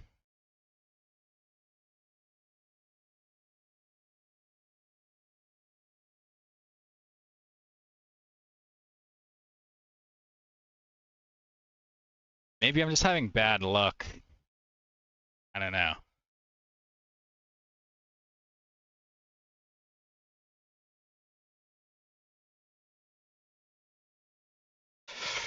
We're gonna try and do the selection thing. Um, and if I get bsod again, then we'll call it. And hopefully next time we'll have some better stability with the new computer. But we'll try and finish out this last little bit of work on the old computer, even though these CPU temps continue to worry me. Look, I'm not even like we're looking at Visual Studio, and the average is like 90. I think I gotta take the cooler off, and it's the thermal paste like burn up eventually, maybe. You know, it's been 6 or 7 years since I touched that thermal paste. Maybe it's like expired somehow. Um,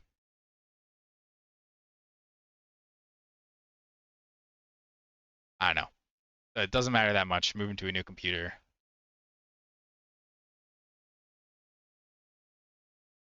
All right, so shop. Let's look at the selection junk. Here in our shop UI itself, though, we need to move that arrow. Think. We want to have as our thing.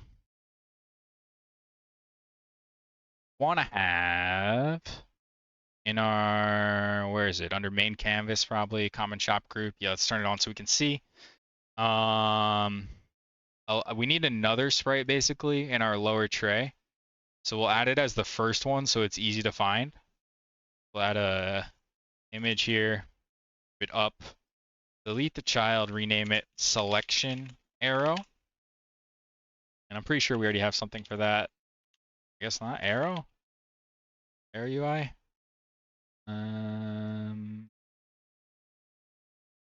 Guess not.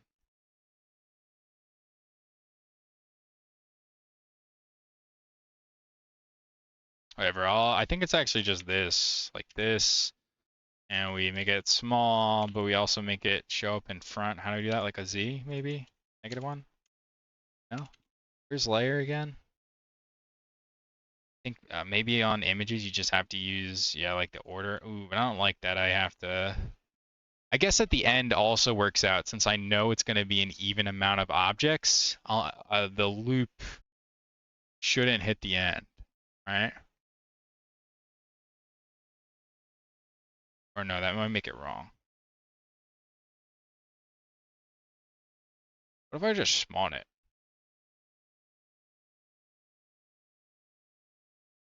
I think that's actually pretty reasonable.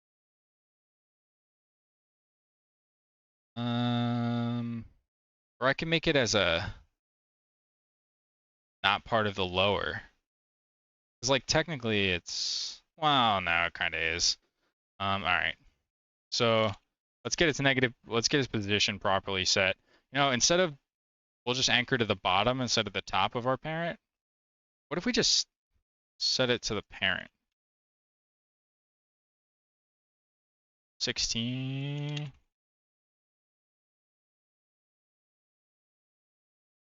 Maybe slightly bigger. Something like that. Okay. So, in theory, all we have to do is assign this as a child and then just set its position to 0, -16. And that'll always be the correct, like, relative position. So I think the play here is just to spawn this image and manage it script side rather than actually managing it in the prefab. So let's get on with that.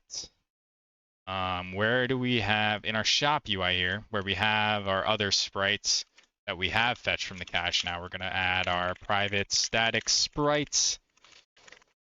That's actually kind of cool. You can see it defaulted to enter shop sprite. That's not actually what we want here, but it's cool to see the like the thinking in action. This is going to be the selection arrow sprite, and we can grab it here. What was the name of that?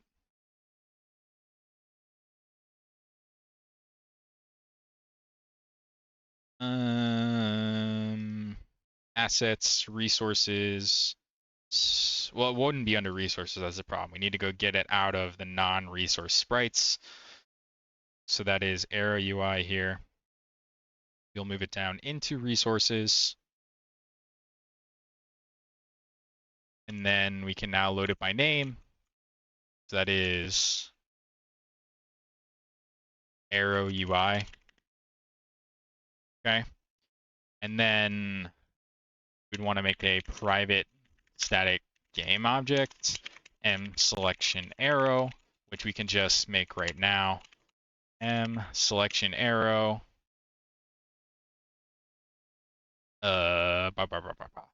Selection arrow is a new game object. Selection arrow that we will make under the main parent to start with.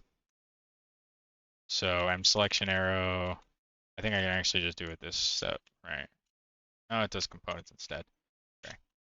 We'll say M selection arrow add component image, M selection arrow dot get component rect transform.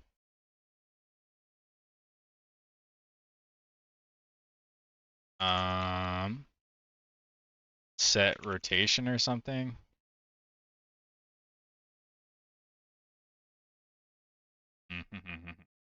Actually, we should do this after. We'll just set size. So let's get the rect. Var selection rect is equal to this.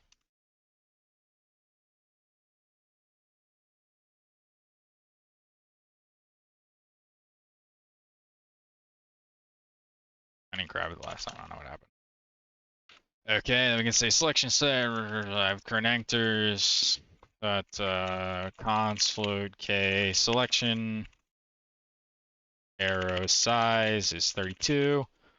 And we'll set the size here to on an axis horizontal to 32 or k selection arrow size. And then do the same on the vertical axis. Okay. And then we will parent it to parent is this transform. I thought I was going to guess it right there. Oh, I did it again. All right. So it will sit under this sort of like shop group in the meantime.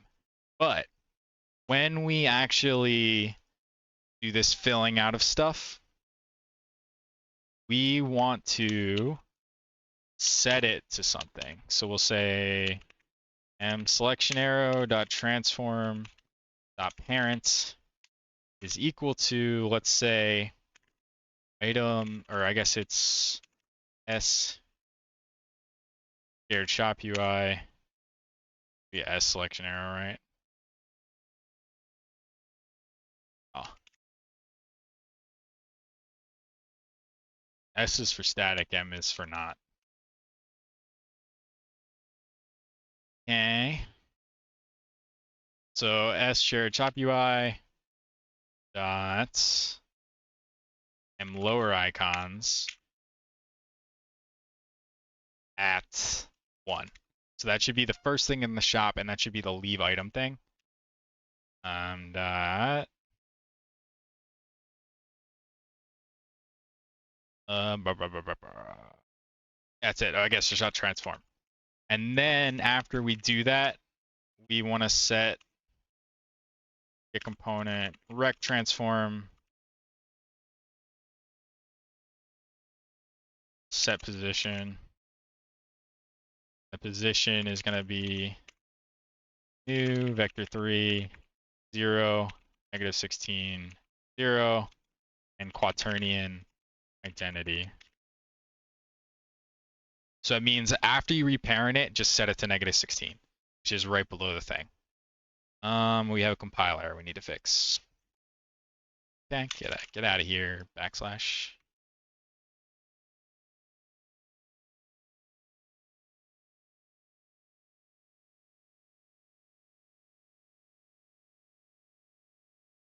Oh, whoops, I forgot to rehide the shop UI. It's fine.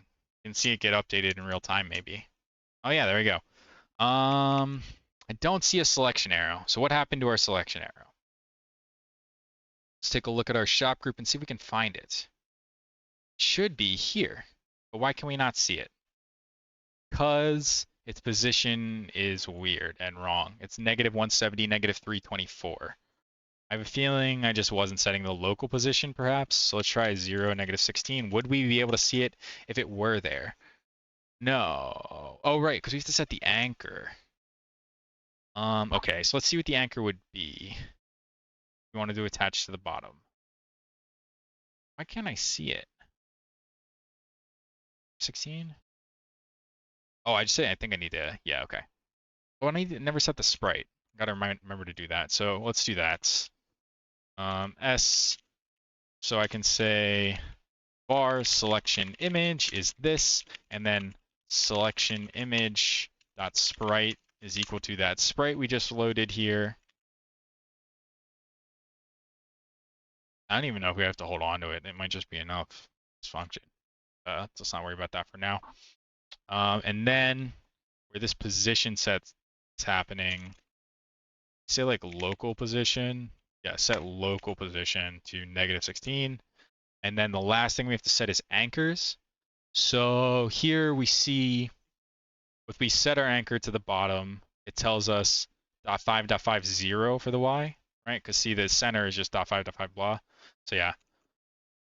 We want to say, we want that to be, well, let's do it after the parenting. So let's let's do it once and then see if it works after being reparented. So that would be something like selection rect anchor. Okay, yeah, anchor min is vector 2, new vector 2, 0.50, and same with anchor max. And this is anchor to parent bottom center. All right, see if that works. We might have to set it after every reparenting. I don't know. That might be enough to get us to working. Let's also do the how it's supposed to be and hide our shop group until we get to the shop. Okay.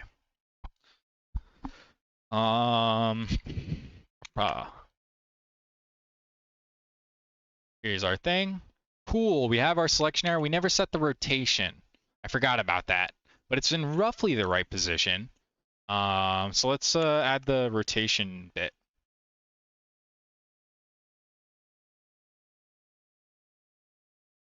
So instead of quaternion.identity, we'll say quaternion.euler of, we do that, get 3, yeah, 0, 0, 90. And that'll, 90 degrees just flips us from like pure horizontal to pure vertical. And we're just missing our parentheses here. Okay. Let's see if that puts it in the like layout and such we expect.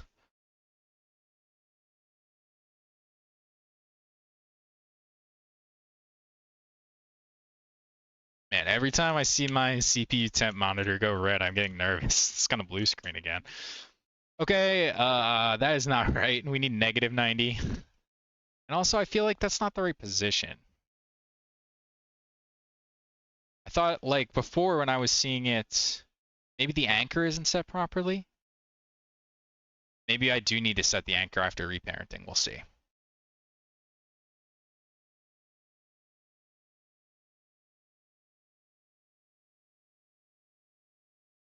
Okay. Whoa, what's going on with this? Hold on. What's happened to you? This... It's supposed to be can of food. Oh, I see, I see, I see. This got...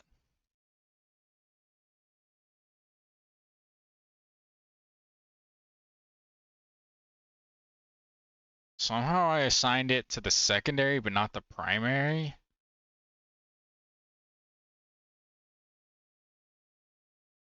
I don't know. I'm just gonna... I don't want to get distracted from my main task. I'm just gonna add a... Thank you, Microsoft. My privacy matters. Great. Review can of food might have sprite ordering problem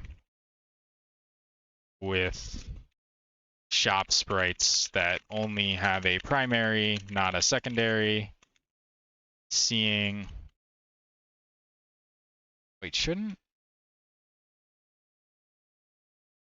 this be disabled?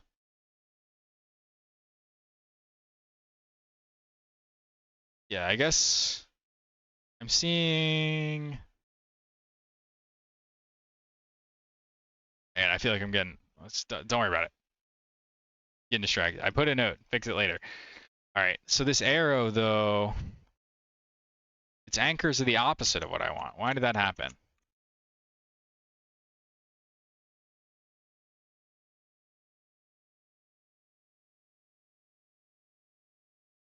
Yeah, what the heck? I say set it to .5.50. Um, maybe I need to do it after this or after the parenting, perhaps. Let's try after the initial parenting, and if that doesn't work, we'll try after the subsequent parenting. I think what it might be trying to do is, as I am reassigning it from parent to parent, is keep a similar relative anchor instead of just like keeping the absolute instruction like, hey, I always want you to be bottom middle. This time it is in the right position, but it's in the right.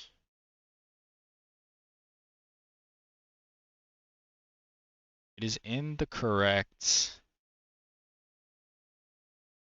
what's the word? Like rotation and anchor, but not the correct actual position. So I just forced it to be correct. So local position and rotation, for some reason, it's not working. Local space. Maybe I need to do this in 2 bits. What if it? I mean, why would they give me this function if I need to do the local position, if I need to do the position and the rotation separately? It doesn't make any sense. So let's get the rect so we can debug some of the properties of the rect.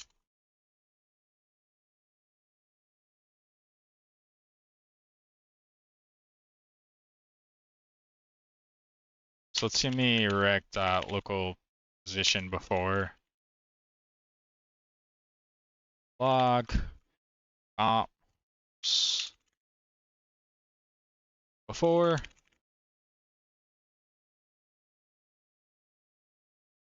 and after.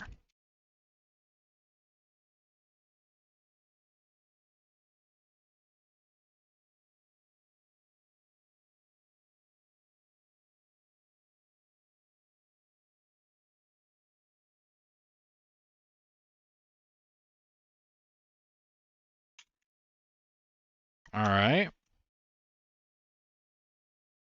We have more issues with the. Is this also can of food? What's wrong with you right here? I'm not gonna fix it now, but I want to get more information. Yep, just can of food again. Hmm. If. All right, I'll take a quick look. It's like placeholder can or something of food.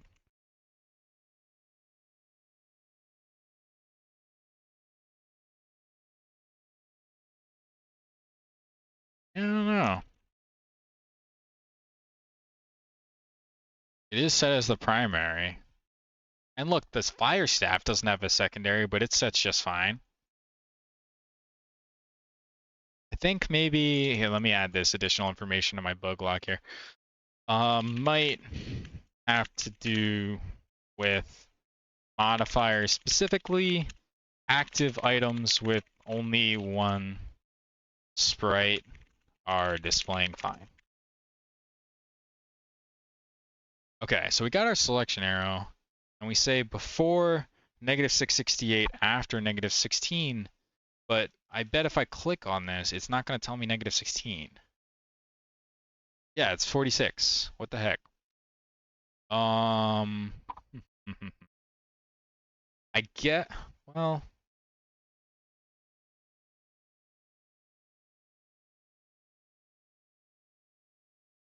yeah, I mean, what if I put it,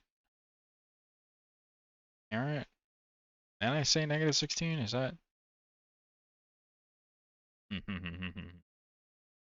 Yeah, maybe I need to,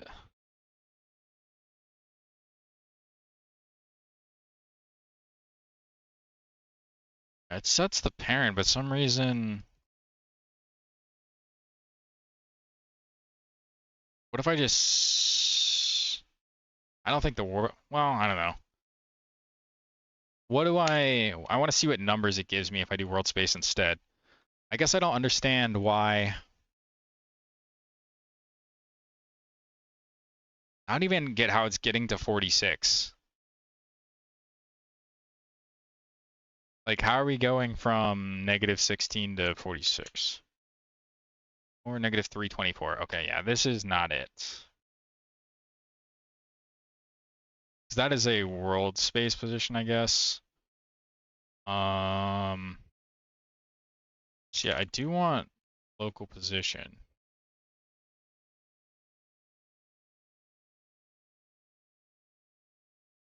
I knew how I was getting from like, right, let me, I don't remember what the before and after numbers were. Let me see the before and after numbers again. Maybe I can figure this out.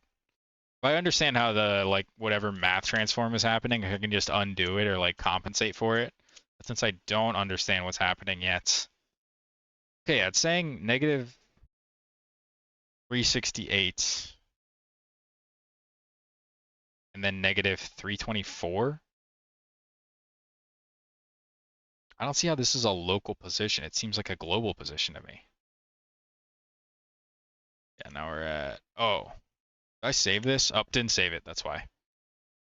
Those are the world positions. That makes more sense.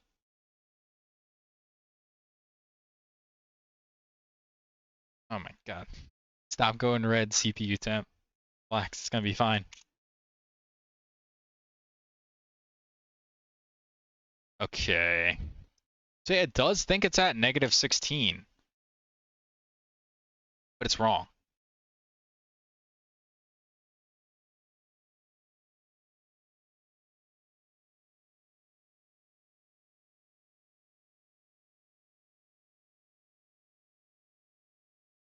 What if I put it in debug mode? Is there anything? Local position 16. Anchored.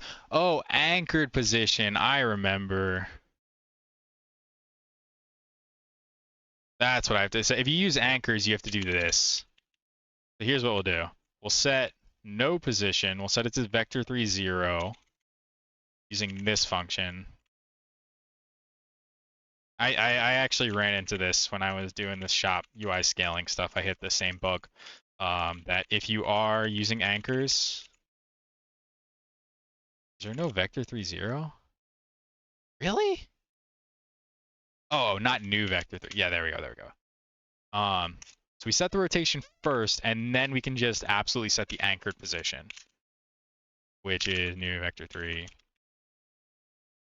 0, negative 19, 0. So I guess set position if you have an anchor. I wonder, I still don't understand exactly what it's doing, but I think just waving it off as, hey, you need to, if you're using anchors, use anchor position is enough. Because I expect it to just work now, hopefully. Okay. Hop in here, bam. All right, the arrow is where we want it to be. Excellent. It's a little small. Let's bump it up, like K arrow size or something.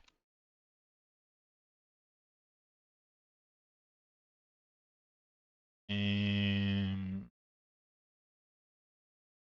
what's 48 would be the next up, right? Okay. And then can we hook this up with the shop? That's the next question. Selection. Yeah, toggle selection arrow. Okay. So we need a function in the shop UI that basically represents this.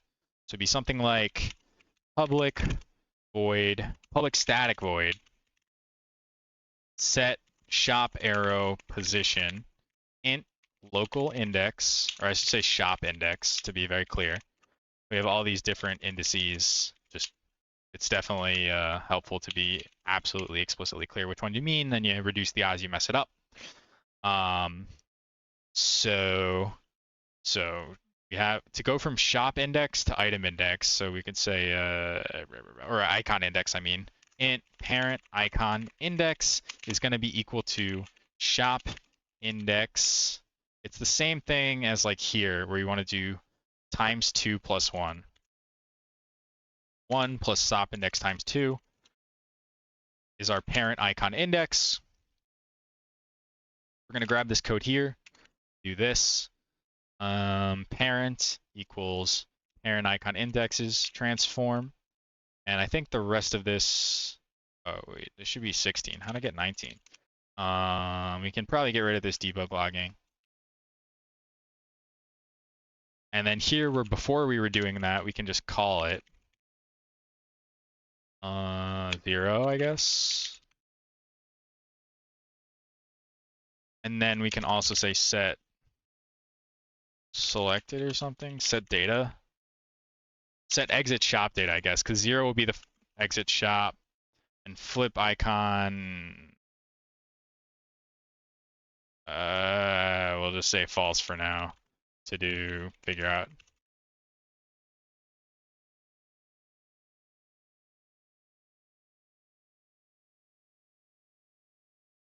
Okay, so what do we expect that change to do?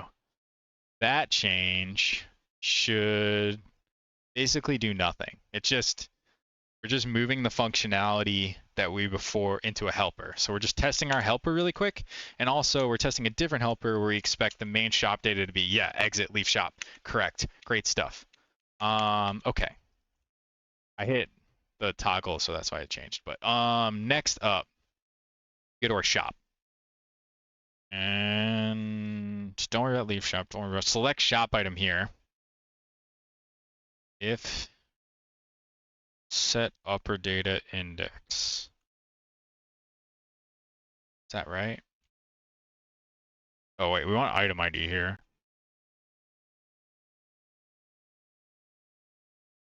Okay, that's fine. This is fine, assuming the index. Instead of toggle selection arrow, that's what we used to do. Now instead we'll say shop UI dot set shop arrow position index. Let's make sure, I think this select shop item is the local index, not the global index. Yeah, this is a shop item index. So we're going to rename it to be clear. Because that's why we were always seeing burning boots, I bet. Because we're passing it as the ID when it's not the ID. So the arrow position goes to shop item index. Um, this is just 0 now instead of -1. And then this, we can say int item index is equal to s, like, or m shop data or something. Data, what's that called again? We have like an array of, oh, m shop items. So m shop items at shop index dot global index. That's what we pass to the upper data. Okay. So I think we should actually see our arrow move around, and hopefully we'll actually also see the arrow moving around, updating the upper like info panel. Okay, there's our exit. We moved over, but nothing happened. Okay.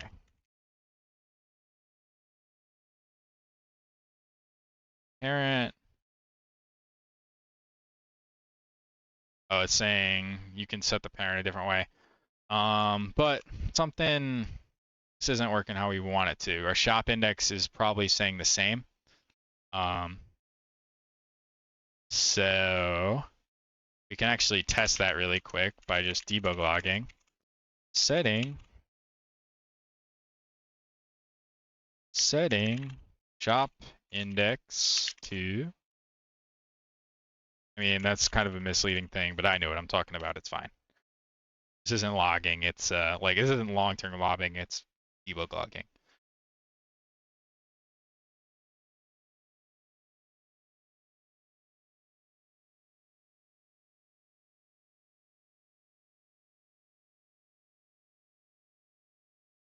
Okay. Yeah, so we can see in the console here, it's always passing 0. So let's take a look at why. Saying shop item index here. Select shop item. New index. Okay, yeah, so in select shop item, wait. Shouldn't new index be something other than 0?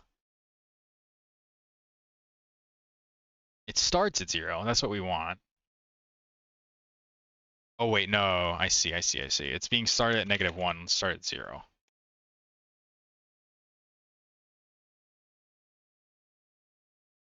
And get rid of this. I think that might have been desyncing it. Let's see if that works. I think,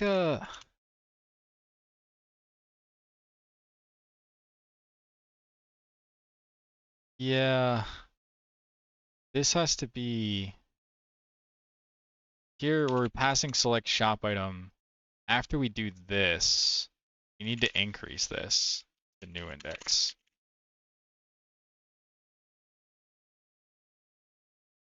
I think that was being done in some random helper before, but I think this is the place.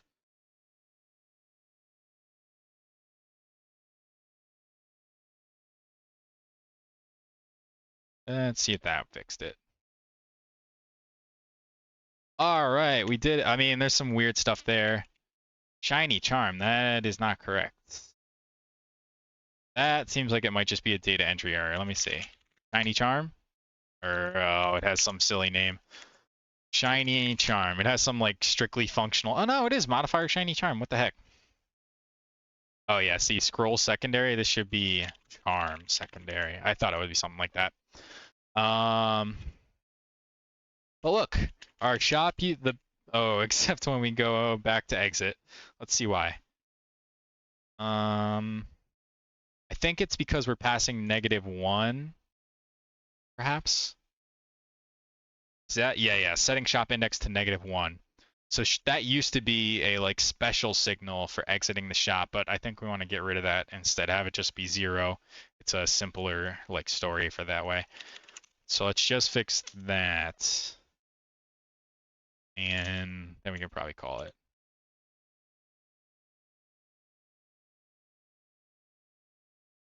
Here we'll change it to 0. That isn't actually the problem, but that could be a problem later on. New index here.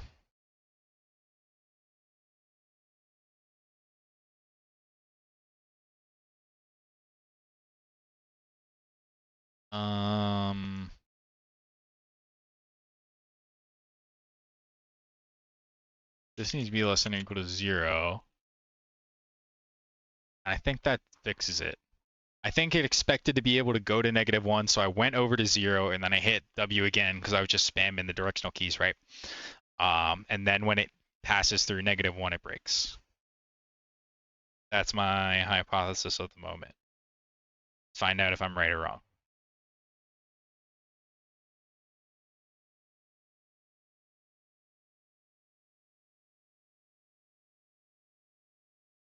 Okay, we can move over, back. Partner in crime is broken. Okay. Let me add a note there. Yes. Is upgrade specific, also hits partner in crime. Okay. We can't go over. It won't let us go to 0. So let's review why.